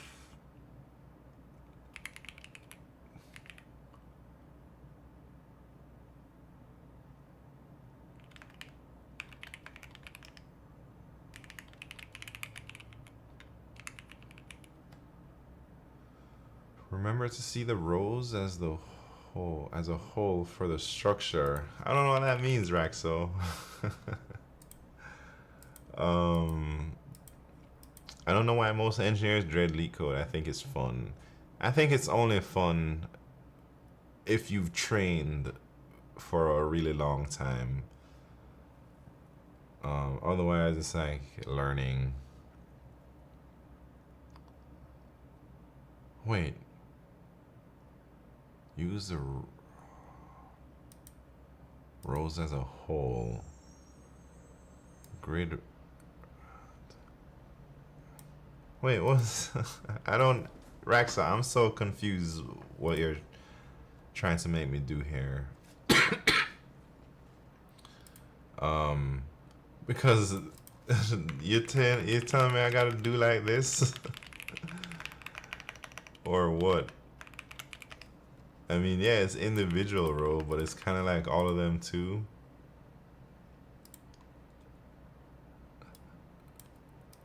Or wait, if there's at least one row greater than or equal to x, that implies the maximum of the rows. Oh, I see what you're saying. I see what you're saying. Wait, are you keeping track of the max number of seats left in each chunk of rows or something? Man, I'm not too sure what I'm keeping track of yet. I'm trying to use a new data structure that I just learned a few days ago, Shiznits, and I'm not very well versed in it. So your segment tree is going to be a max one. Okay, okay. I think I see what you're saying, Raxo. So you're saying we need one row if any row is greater than or equal to x.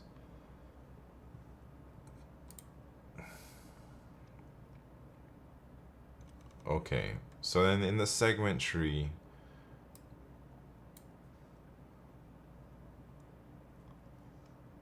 we'll have like how many free seats there are. So it'll be like 1 billion each. And then if we can seat them together, then I update that row to be the row number minus the number of people in there. But how do I make,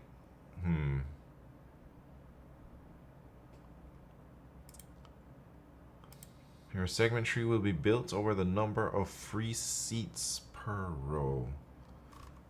Okay.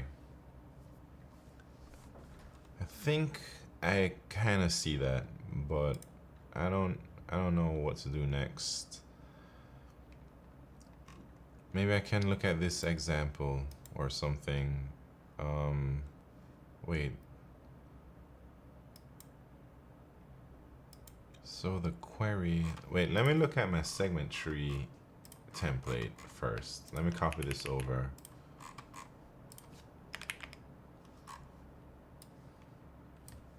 In general, if you can put a group of size X in some range of positions, you just need to check if the maximum is greater than or equal to X.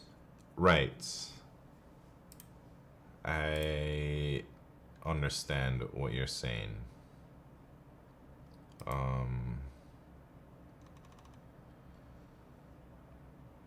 What are the top companies to work for nowadays? I don't even know, Merkel. I think I'd like to think Google is one of them, but after today, I'm not sure anymore, man. What's a top company? I guess all the HFT firms for sure. Maybe. Wait, top. What defines a top company for you? Do you care? After today, you don't get the reference. Man, look at that. It's crazy. Anyways, people are talking about lots of things. What's important to you? Top pay is important. Well, I guess Meta for sure pays that. Google pays that. I assume OpenAI would pay that. Maybe a bunch of other places like Uber. Should we just look at levels? 300K for mid-engineer. You can just consult the levels thing, man. I don't even, it's been such a long time since I looked at this website. I don't even know how to use it anymore. Let's say all data. At least 300K.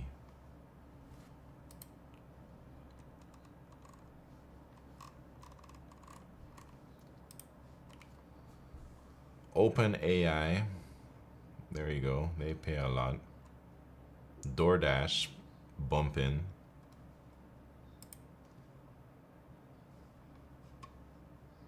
Amazon. Dang. That's crazy. 400K at Amazon. I didn't know they get down like that, man. ByteDance. Almost. Facebook for sure.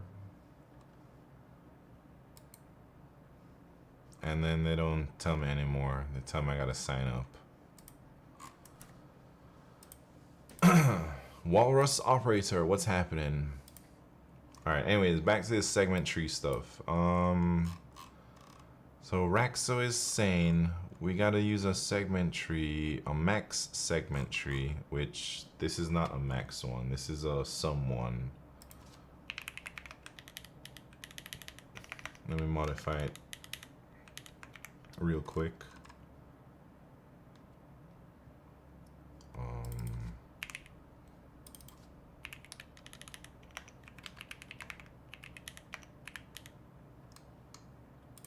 But even I'm modifying this, I still don't really know how to use this to arrive at the correct answer. But let me try and science it out a little bit more. So if we have this segment tree looking like that, a max one, and then we're asking the question,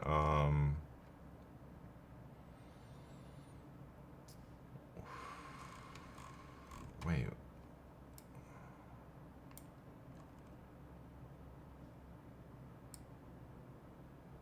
I don't even know.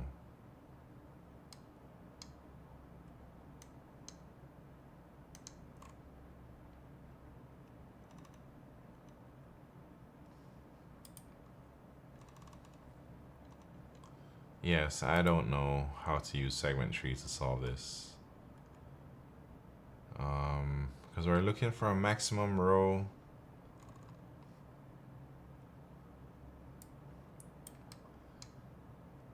I guess in the whole range, but then this query part would just be 0 to the max row that they give us in here, the max row.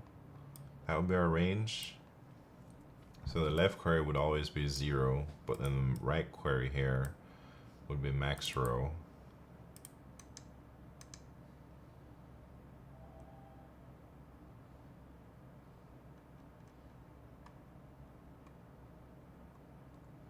But would I need to know which row we're filling out?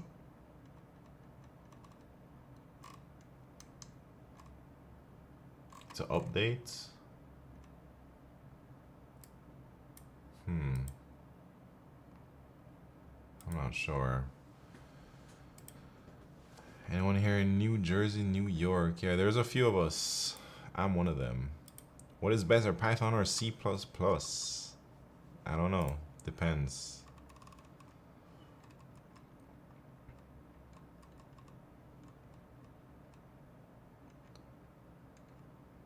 Alright, what should I do, man? You think it's time to peek at an answer? Or look at a hint? Yes. Since the seats are allocated by smallest row and then by smallest seat number, how can we keep a record of the smallest seat number vacant in each row? Well, how can range max query help us check if a contiguous seat can be allocated in a range?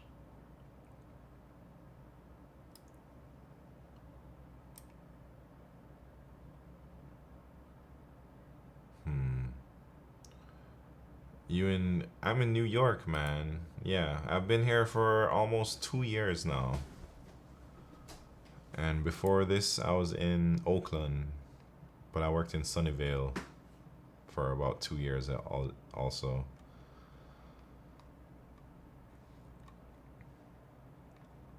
Alright, so we kind of already know these hints. We already know we need a max seg tree. Yeah, I was in California. No, I'm not. New York, a love and hate relationship. You don't like New York, Zoo God? Did I lose internet?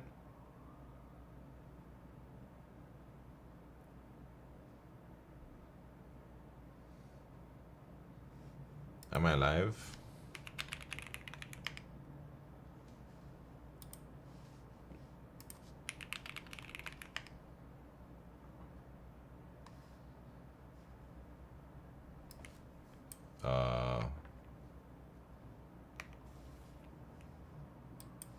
What the hell is going on, man?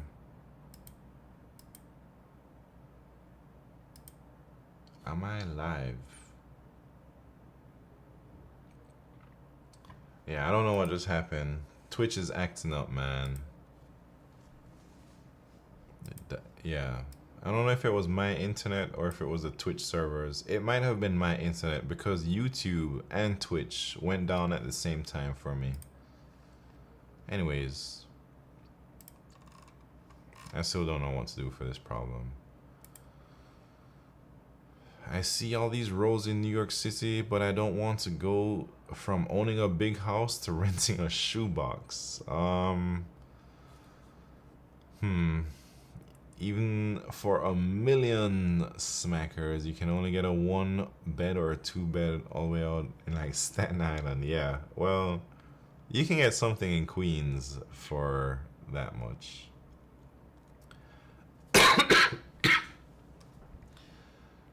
I'm paying like 30 something, 3,200 for 3-2. I'm renting. I don't own anything. Should I just read all the hints? Come on, man. They're not giving me any hints besides that. Maybe I just don't really know the segment trees and I'm not comfortable with using them.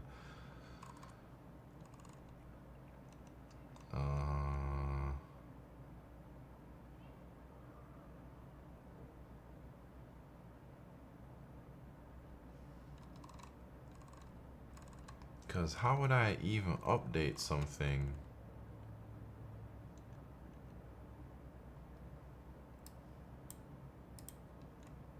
Like once, I guess I update to set the value equal to something else.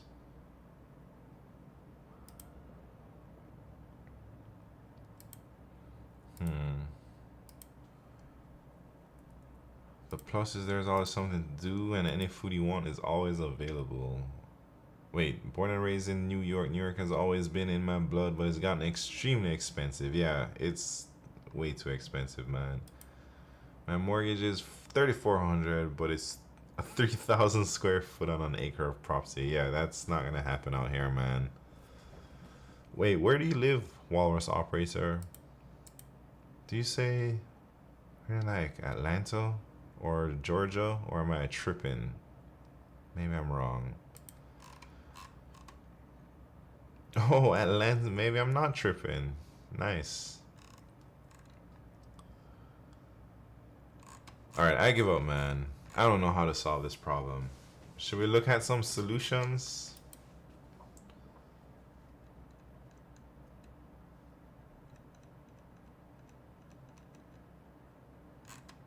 Vultureback. Let's see what Vultureback's got for us.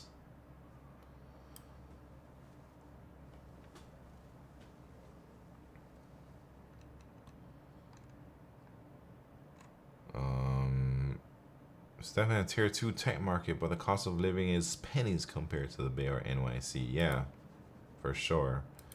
I've been eyeing Savannah, Georgia. Dang. Isn't there like a army base out there or something? Orion's belts, what's happening? I think you need to be able to binary search to find where to put scatter K people.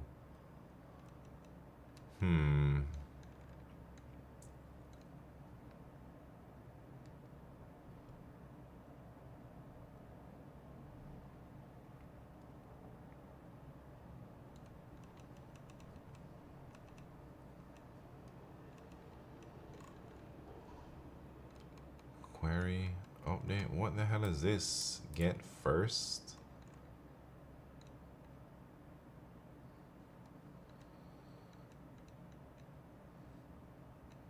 Chrome works better than Firefox. What do you mean?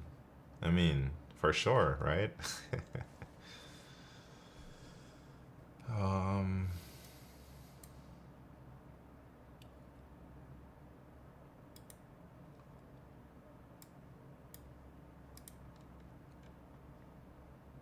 Get first GE. Oh, get first greater than or equal to. I see.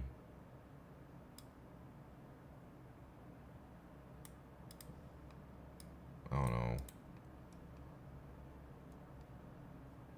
But this is clearly a binary search, but I don't really know what this is doing.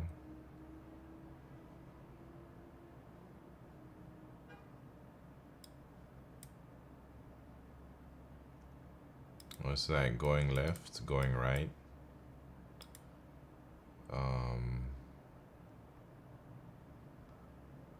What is it returning here? I don't really know.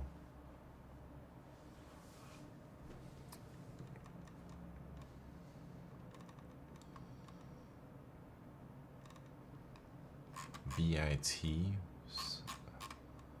I don't know what a BIT is. Segment trees, man. Everything's too hard. But we gotta learn segment trees if we want to get to Guardian, man. Wait. Orion's belt says, imagine there is a prefix tree of the free seats in each row. I don't know what a prefix tree is, man. I'm not gonna lie.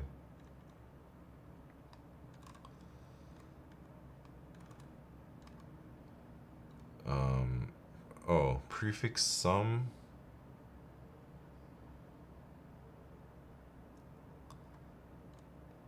What do you mean a prefix sum?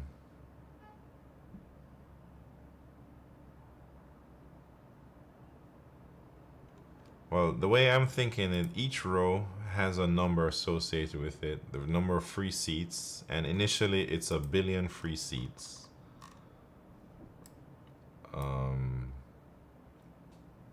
Because I've come to the conclusion that all the seats, there will never be a non-contiguous section of seats, you know? All the taken seats will be to the left, and all the free seats will be to the right, kind of. Or all the taken seats come before the free seats, you know?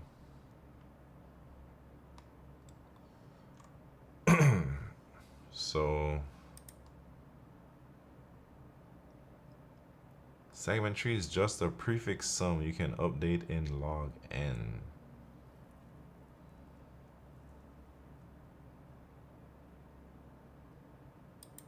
Something like that, maybe. I'm not too comfortable with the segment trees yet. So, alright, Vultureback was saying we just kind of go through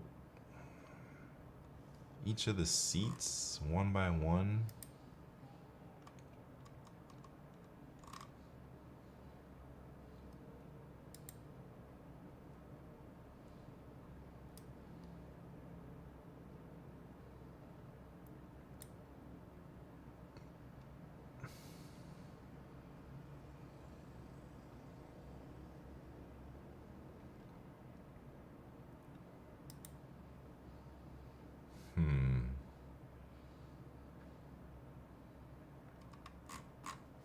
Anyways, I think it's probably a little bit too hard for me, the segment tree thing. But I wanted to check out some other people's, like, besides Votrubak. Let me look at... should I look at this guy, man?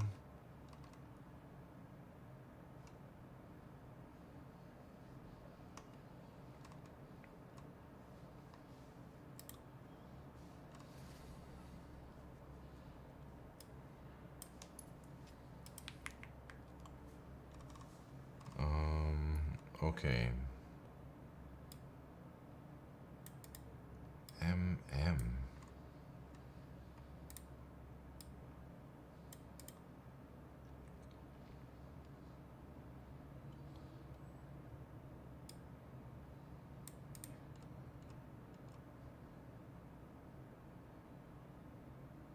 There was one that said still pass without using a tree.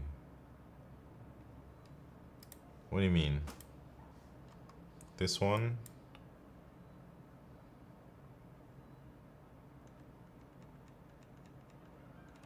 Without using a tree? Man.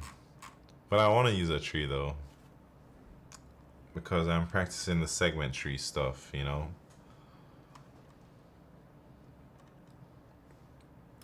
At least I'm just trying to see how we can use segment trees to solve problems. Because I only know the basic segment tree type problems, man. Mr. X from YouTube, what's happening? You from? I'm living in New York right now. Dang, this problem is making my brain hurt. I'm not gonna lie.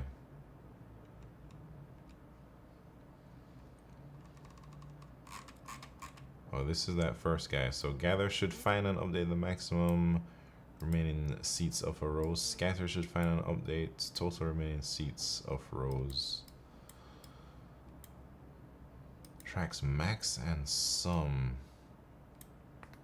Oh, so we can use the sum to get the scatter, and we can use a max to get the gather. I think that's what they're probably gonna do.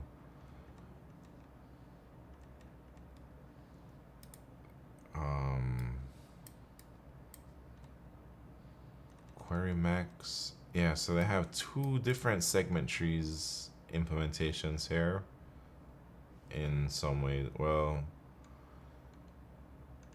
yeah, one is to get the max and one is to get the sum.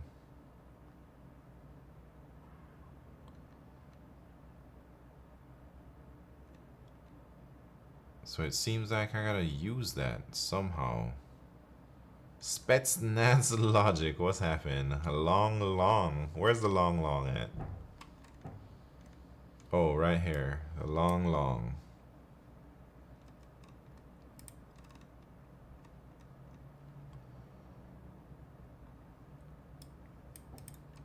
Man.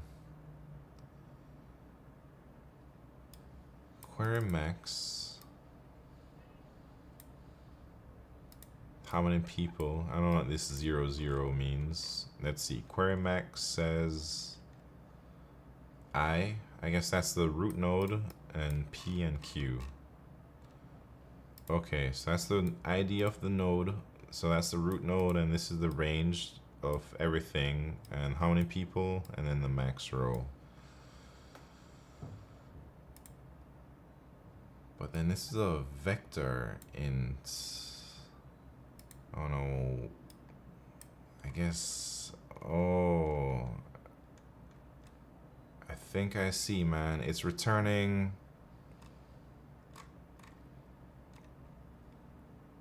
What is it returning? It's returning.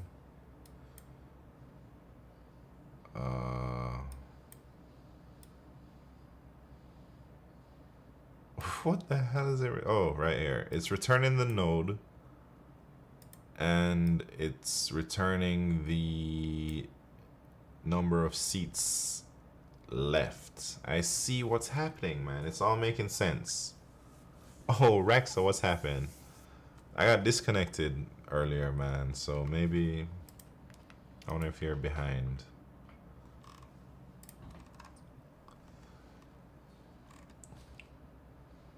Okay, so we need this.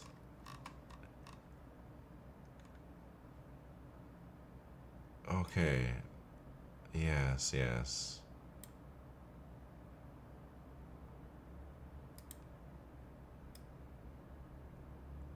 So we update it, and we update it by setting that to K.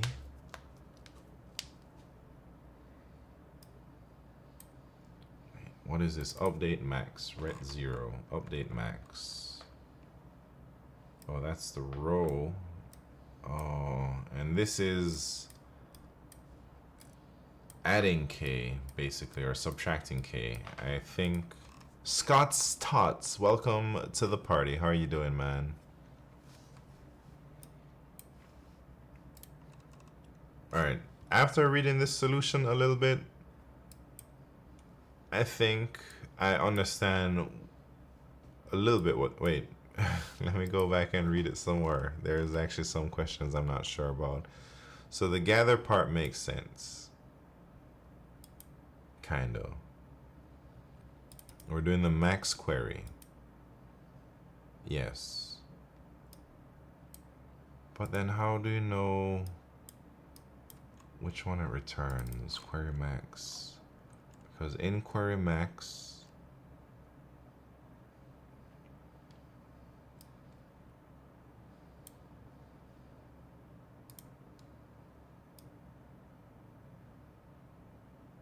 go left,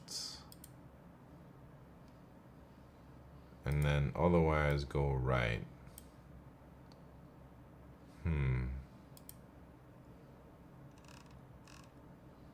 Wait, Rexo, what are you saying? What are you saying?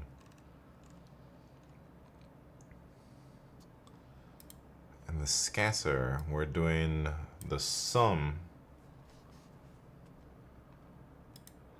Last time I saw you, software engineering wasn't just AI, also complete. Oh yeah. Yeah, it's been a while, huh? Lots has changed, Scott's Tots. The industry's heading to unknown territory. And it's freaking everybody out, man. Everybody is a little bit worried. This one is mine. I think. All right, yeah. Thank you, Rex. So thank you, thank you, thank you. But I think I see like how to use a segment tree to solve this. Thanks. So you also have this build thing.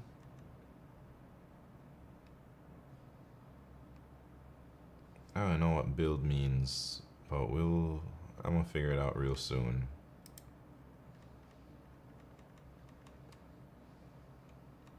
Dang, you got a lot of functions, man.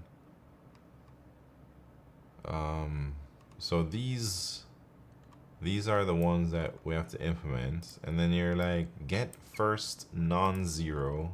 You got the update function. Dang, you're using X and Y.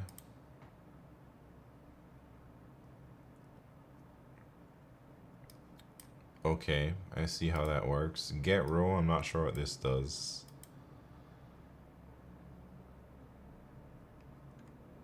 Query sum. So this is a max query, this is a sum query, but get row, or we're saying if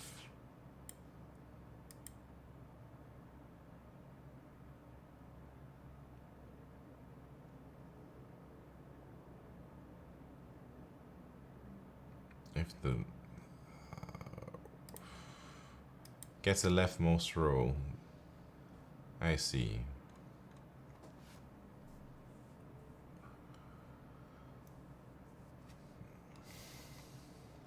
Man, I've used a lot of brain juice on this dang problem.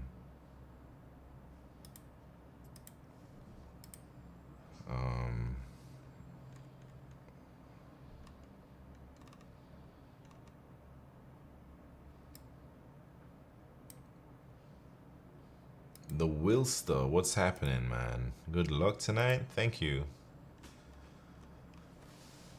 I think my night is coming to an end, though. I've thought about this problem for almost an hour. I made some progress by reading solutions, but it is still tough for me to even think about it. So in here, gather. If we can't fit it in anywhere, we just return empty. Oh, I see. You have a get row. Interesting. So the other guy was returning a pair of the row and the value, but you just separated them with two different functions here, which might be for readability. Wait, for problems that require you to write a lot more, do you write them out on a notepad or iPad at all? I've been wondering if it's worth getting an iPad to draw out my thought process. Disaster warning, I do not...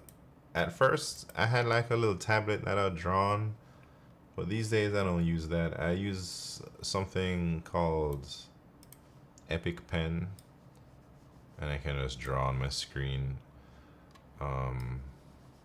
But I draw with my mouse, you know, so it's not ideal. I've gotten decent at drawing with my mouse over time, but I hardly use that. That's only for like trying to explain something to chat or to the stream.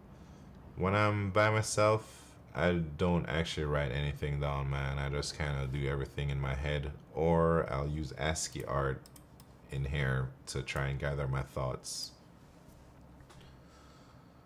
But sometimes I'm tempted to get a pen and a paper, but I just have never used pen and papers since I've been studying LeetCode. So I don't want to try and start now. Wait, the get first non-zero is just the same, but computes the leftmost greater than 0. Actually, you can replace it with get row. Oh, I see. So you're saying the get first thing is a bit redundant with the get row. Yeah, it's like the same stuff. How long have you been in LeetCode? My very first LeetCode was basically December 2019. So 5.5 years I've been doing LeetCode, but not super consistent. I've taken a lot of breaks. And then a lot of times I'm not actively learning new things. I'm just kind of grinding old stuff. So this is when I really started, December 2019. And, you know, 2020, about a third of the year. 2021, about half the year, a little bit. 2022. Also roughly half the year. 2023, a third of the year. So right now we're like 2 2/3. Call it 3.5 years of LeetCode. RoboDom, welcome to the party. Did you just start streaming? No, I disconnected earlier, man. So I don't know what happened with my internet. But disconnected, reconnected now. Thank you very much for that hydrate. Cheers.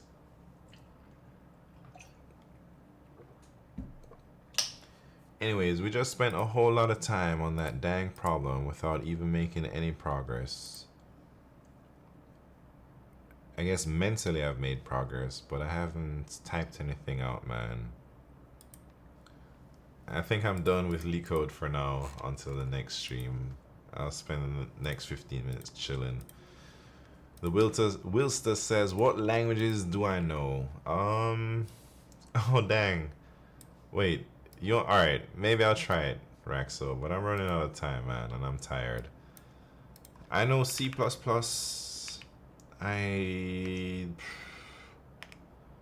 That's it. Your YouTube thumbnails are ace. Thank you. I've been trying to make thumbnails lately, man. JavaScript? I don't think I know JavaScript too well.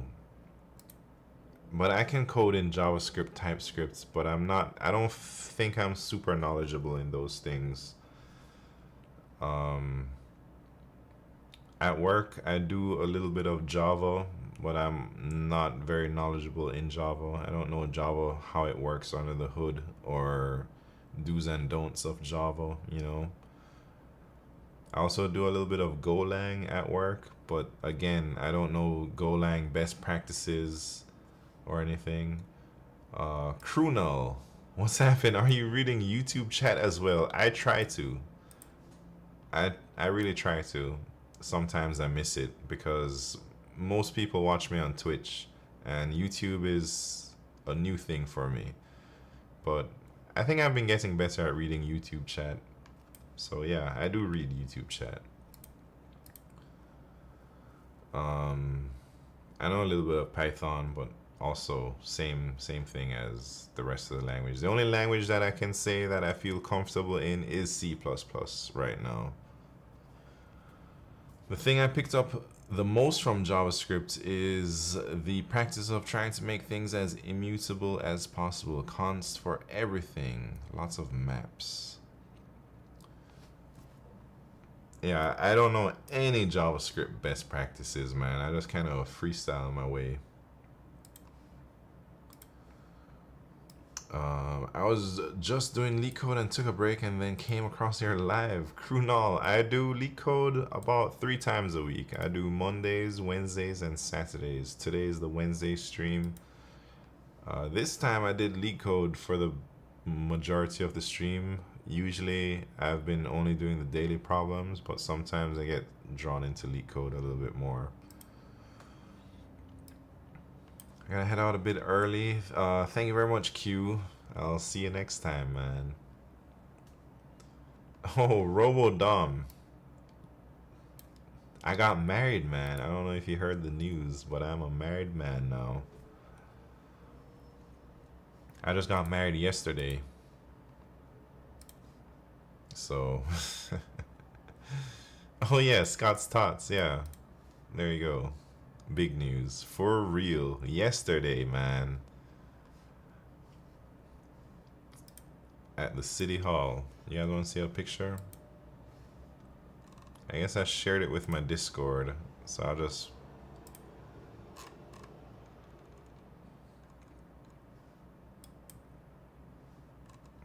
Can I show this?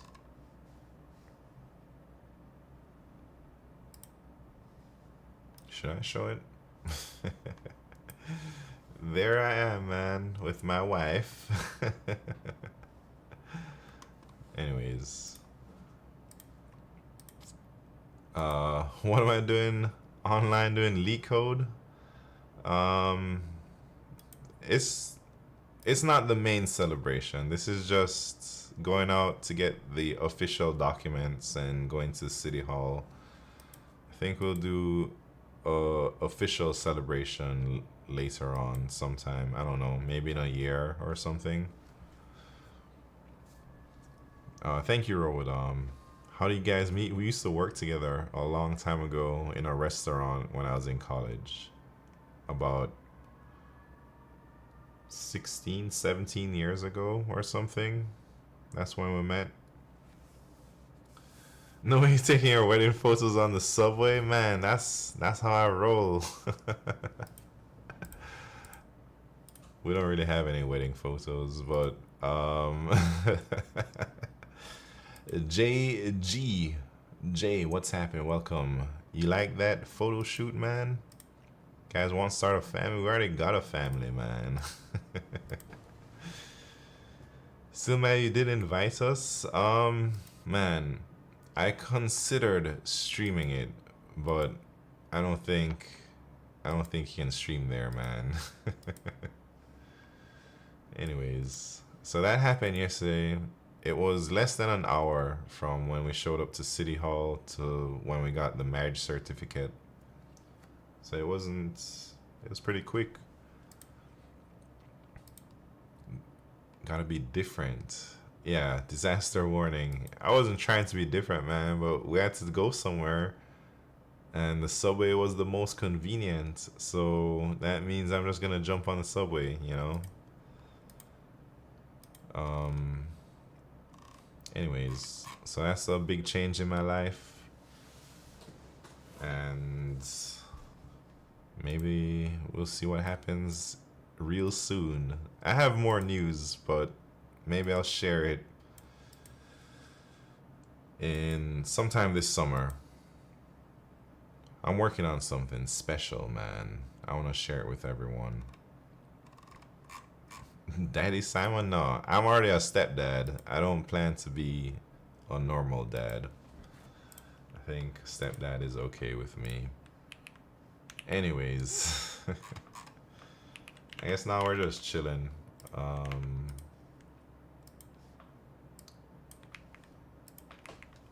chill for 9 more minutes and then I gotta go. Robodom, how have you been doing, man? What's up? What's going on over there?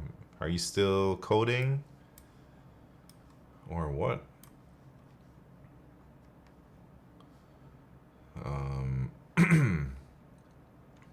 Anyways, I got work tomorrow. So I took Monday off. I took yesterday off to get married. Today I went to work. Tomorrow I'm going to work. Friday I'm going to work. So I'm not on any honeymoon or anything right now. Is your hair longer than hers? For sure it is.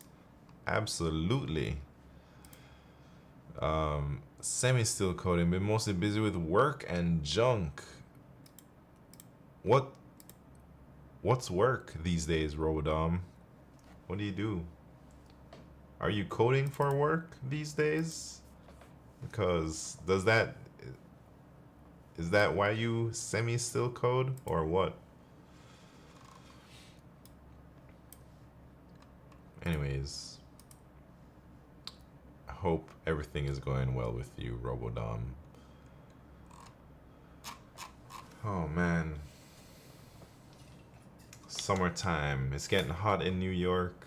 I really enjoy when I can go outside and I don't have to sweat. And when I can open my window and I don't really need to turn the AC on, man. But lately it's been getting too warm where I gotta use my AC and everything. My non-coding healthcare job, tech market is rough, so I'm just making sure I keep up with the skills. Dang, I see what you're saying. I guess that's your job before you got into tech. Are you looking for a tech job still, Robodom? Still at Google? Yes, Scott's Tots. I'm still here. Krunal says, when did I start LeetCode? I started LeetCode in 2019. December 2019. And I've done about 3.5 years of LeetCode over the last 6 years. So even though I started in 2019, I haven't practiced consistently during that time. But if you added up all of my active days, it would be about 3.5 years maybe. Or 3 years or something. So I've been LeetCoding for some time now. Dang, my rating has fallen a lot. I've fallen from my peak of 21 something, 2132 maybe, only a few months ago, 4 months ago, 3 months ago. And in that time, I've lost over 200 elo, man, and I'm down to 1900. That's crazy.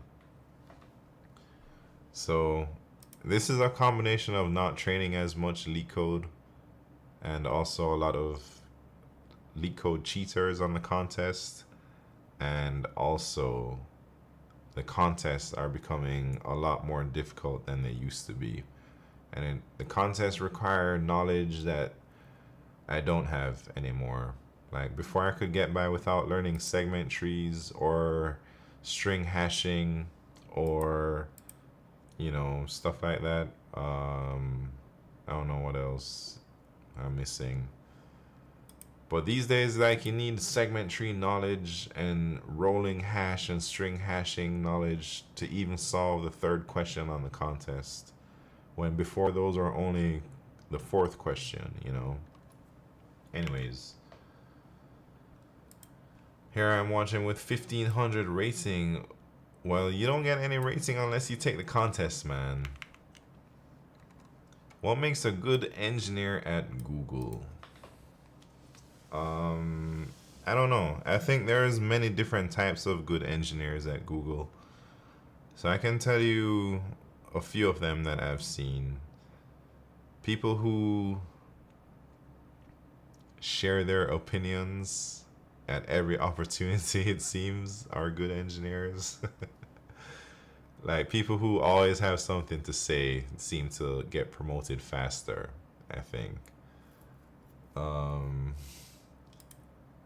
People who are able, I think people who are really organized and people who speak up tend to get promoted faster. Like in meetings, you always have some type of input to say on somebody's design, or you're thinking of things that could go wrong, and you're bringing them up and communicating them early. I think also being organized, like always updating your bugs or whatever, and being in constant communication with other people who might be working on similar things. Do they count your commits? Some people count them a lot more than other people. So being opinionated is key to being promoted rather than just doing what you're told. Yeah, for sure, man. If you just do what you're told, I think you can get to L4, which is my level. I just do what I'm told, man. But if you want to get promoted, man, you have to show some type of initiative. Like if you want to get promoted beyond L4, it seems like L5. It also depends on what org you're in. Some orgs, you can get to L5 by just doing what you're told really, really, really well. Like doing something you're told that's complex. Like you don't even have to interact with anyone else except maybe your direct team. But if you implement something super technical and you coded it up and you designed it and you launched it and rolled it out or whatever, and you maintain it, I think, yeah, maybe you get L5. But in my org, it seems to get to L5, which is senior, you gotta be like the contact person. You're basically like the POC, the person of contact for a bunch of different other systems that need to, so maybe I can explain what my team does a little bit. My team, we build a library in C++, Java, and Go, and the whole company basically uses this library. The whole company means there's about 60 or so different systems and teams that integrate with our library. So that means like there are a lot of questions that comes our way from all these different people trying to integrate and voice their concerns. So to get promoted to L5, you have to like basically manage a bunch of those teams and handle their concerns and help them do things and integrate with our tooling and debug problems. And maybe like whenever we add a new feature, it's not like we can just implement the new feature on our own. We have to consult all these different 60 teams and talk to them and gather requirements and see what works, what doesn't work with this system that might work with that system. So to get to senior, you really have to like talk to so many people, gather requirements and establish requirements, implement things, but also you have to like make everybody agree on a direction.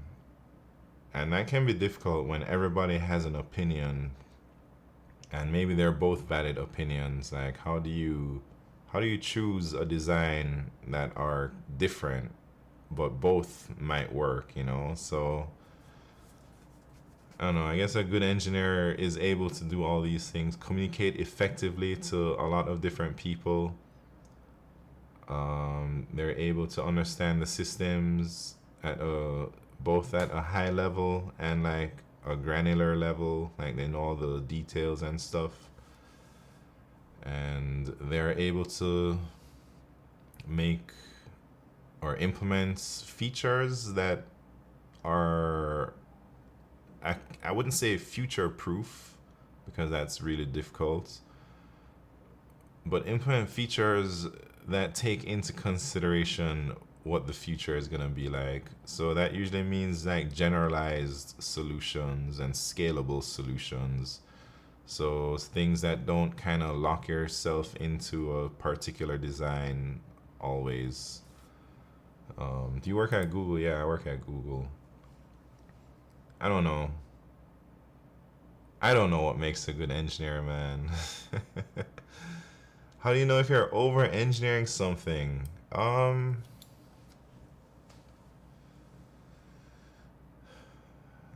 We over engineer a lot of things, man. I don't know how to answer that question. I think everything is over engineered at work, if you ask me. But that's how people keep jobs too. Right now we're building for like a crazy scale in mind, because maybe today it's not that crazy, but maybe in 5 years it's gonna be crazy. And I guess the things that we build, we kind of build them for longevity in some ways, because I'm on an infrastructure team. And once we get other systems to integrate with our infrastructure, it's very difficult to get them to change. It's a lot of work and people complain. So you have to think carefully about what you're putting out there, man. Like if you have 50 different systems, which means like 50 different teams out there or more, and they're integrated with your service, you have like some type of contract with them that's saying, all right, this is the API, we're going to use it this way. And a lot of these systems have requirements that once you define a behavior, you can never change it or something like that, especially storage systems are like that. So that's why things move so slow at Google sometimes, because you really have to think about all these things, man. There's so many services or so many people that use your service. Like, I'm not even talking external people. These are all internal teams using our services.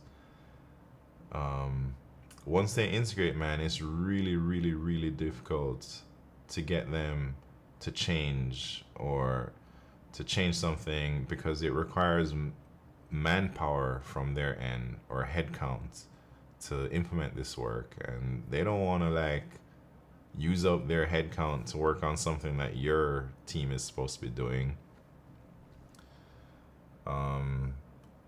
But sometimes we have to be quick and scrappy, and we introduce tech debt, and we introduce small hacks just to get by temporarily, and then we put the problem on the back burner until we buy ourselves some time to really think about how to develop a better solution. I don't know if I answered any of those questions, man, but I just maybe describing what work looks like for me on an infrastructure team. And we get like over, I don't know, I think around 200 billion queries per second, So we're working at a crazy scale, and we can't just change things, man. We have to like slowly roll things out. Any change we make, like, we are so sensitive to performance, man. If we introduce, say, a 2% latency, it's big trouble, man. Like, systems are coming at us saying, oh man, for every 1 millisecond of latency add, that equals to $100 million lost, or all these crazy things. So sometimes it's like impossible to implement a new feature without adding latency. And we have to figure out other ways how to like introduce these features without affecting other things. And then there's not just latency is an issue. There's also like your GCU usage or CPU usage, which is kind of correlated to latency, but it's not the same, because some teams are maxed out with their like CPU, like how much CPUs they have, you know. Maybe they're already using 90% of their allocated CPUs. Yeah. So that means you can't just introduce more CPU usage. Maybe they don't care about latency, but they do care about CPU usage. So every change that we do has to be thoroughly benchmarked, and we have to make sure we're not introducing much CPU usage, like regressions and stuff. And then if we do introduce a regression, I don't know, it's bad. It gets interesting. And then sometimes, like, because of our library is used across the Google fleet, like in almost every binary in Google links to our binaries or our library, not our binaries.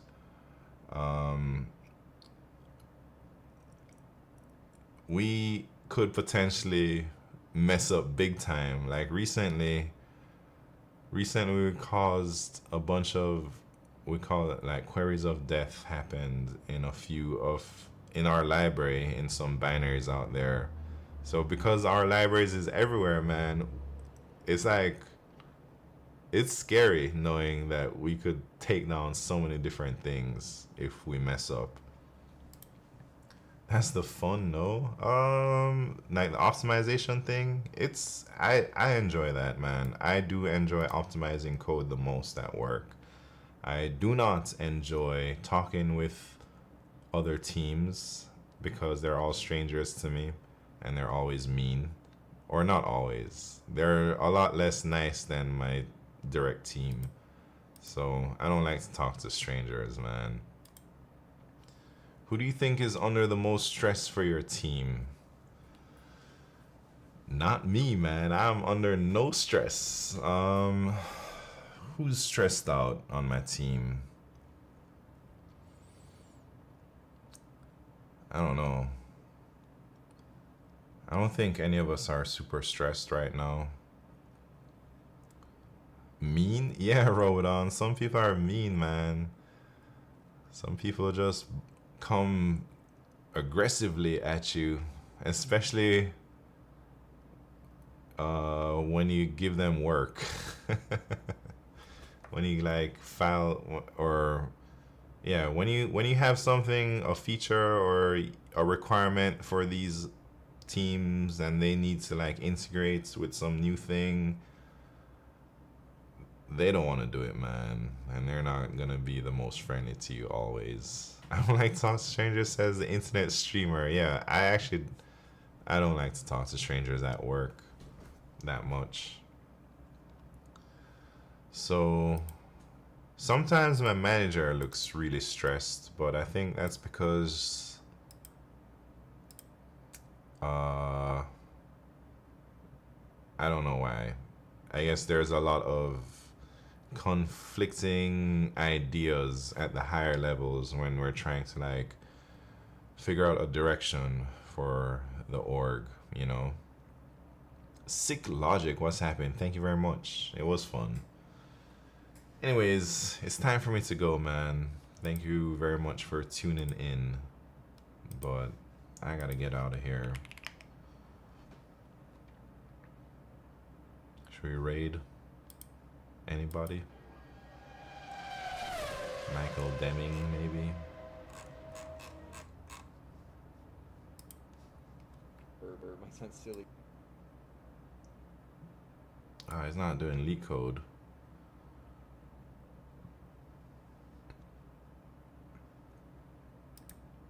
15 hats. Type racer first. Oh, don't defense. Alright, type racer real quick. How come my sound didn't show up, man? It's past my bedtime.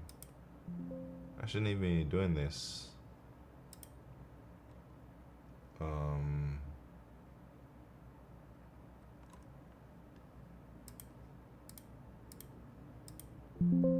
Alright, there we go.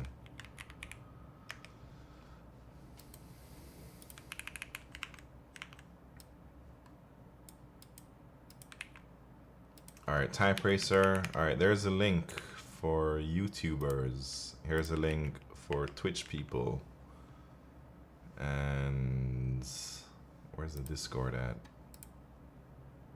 Here's the link for Discord.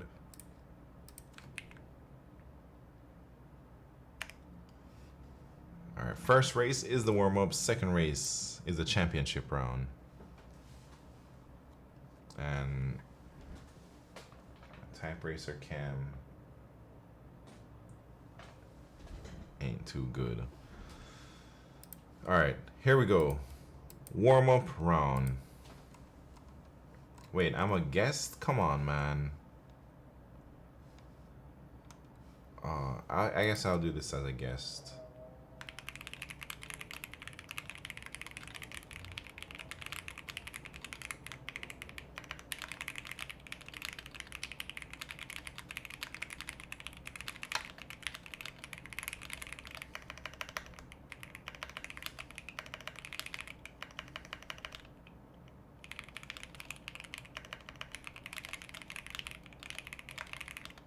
Man, what a terrible performance. Good thing that was on my guest account, man. Dang, still 124. Very nice.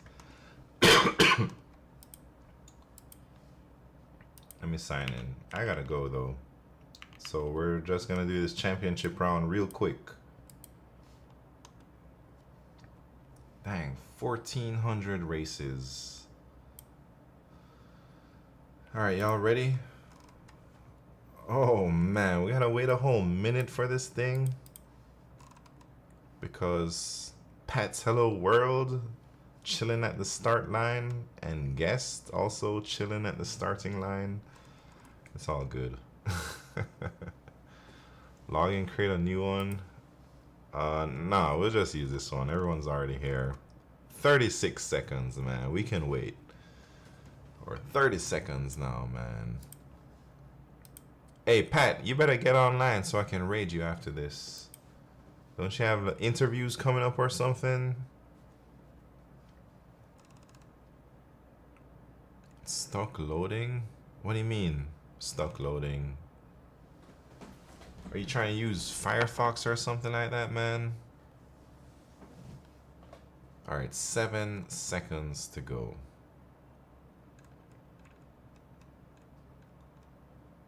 Alright, championship round about to begin real soon.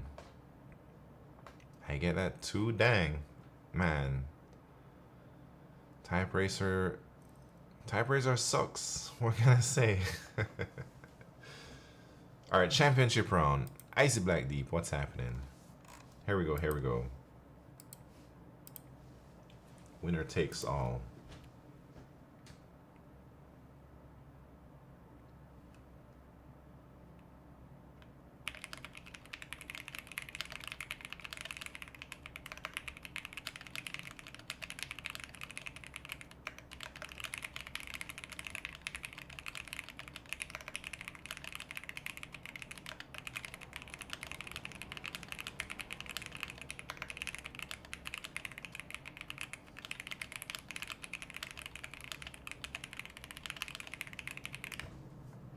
Jesus Christ, guest beat me. 115. Who's that guest? Take a screenshot and send it to me if you want your name up on the board. Don't defense. SM123 105. Don't defense 103. That's me. Scott's Tots. You gotta take a screenshot, man, because you gotta do it, man. You gotta share it with us or something. And then your name is gonna go on the website forever. on my website in the type racer section. But because you don't have a type racer account, we need proof that it was you.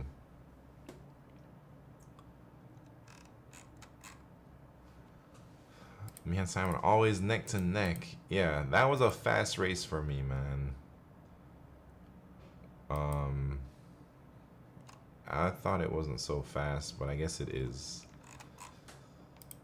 Alright, Scott's Tots. It's first time, right? No, not the first time. Look at that. Scott's Tots won one 3 years ago. Very nice, man. This is your second championship then. First one 3 years ago. Alright, let's see. Proof. That is good enough for me, man. Look at that. Thank you very much, Scott's Tots. Alright, let's add that. 115 championship.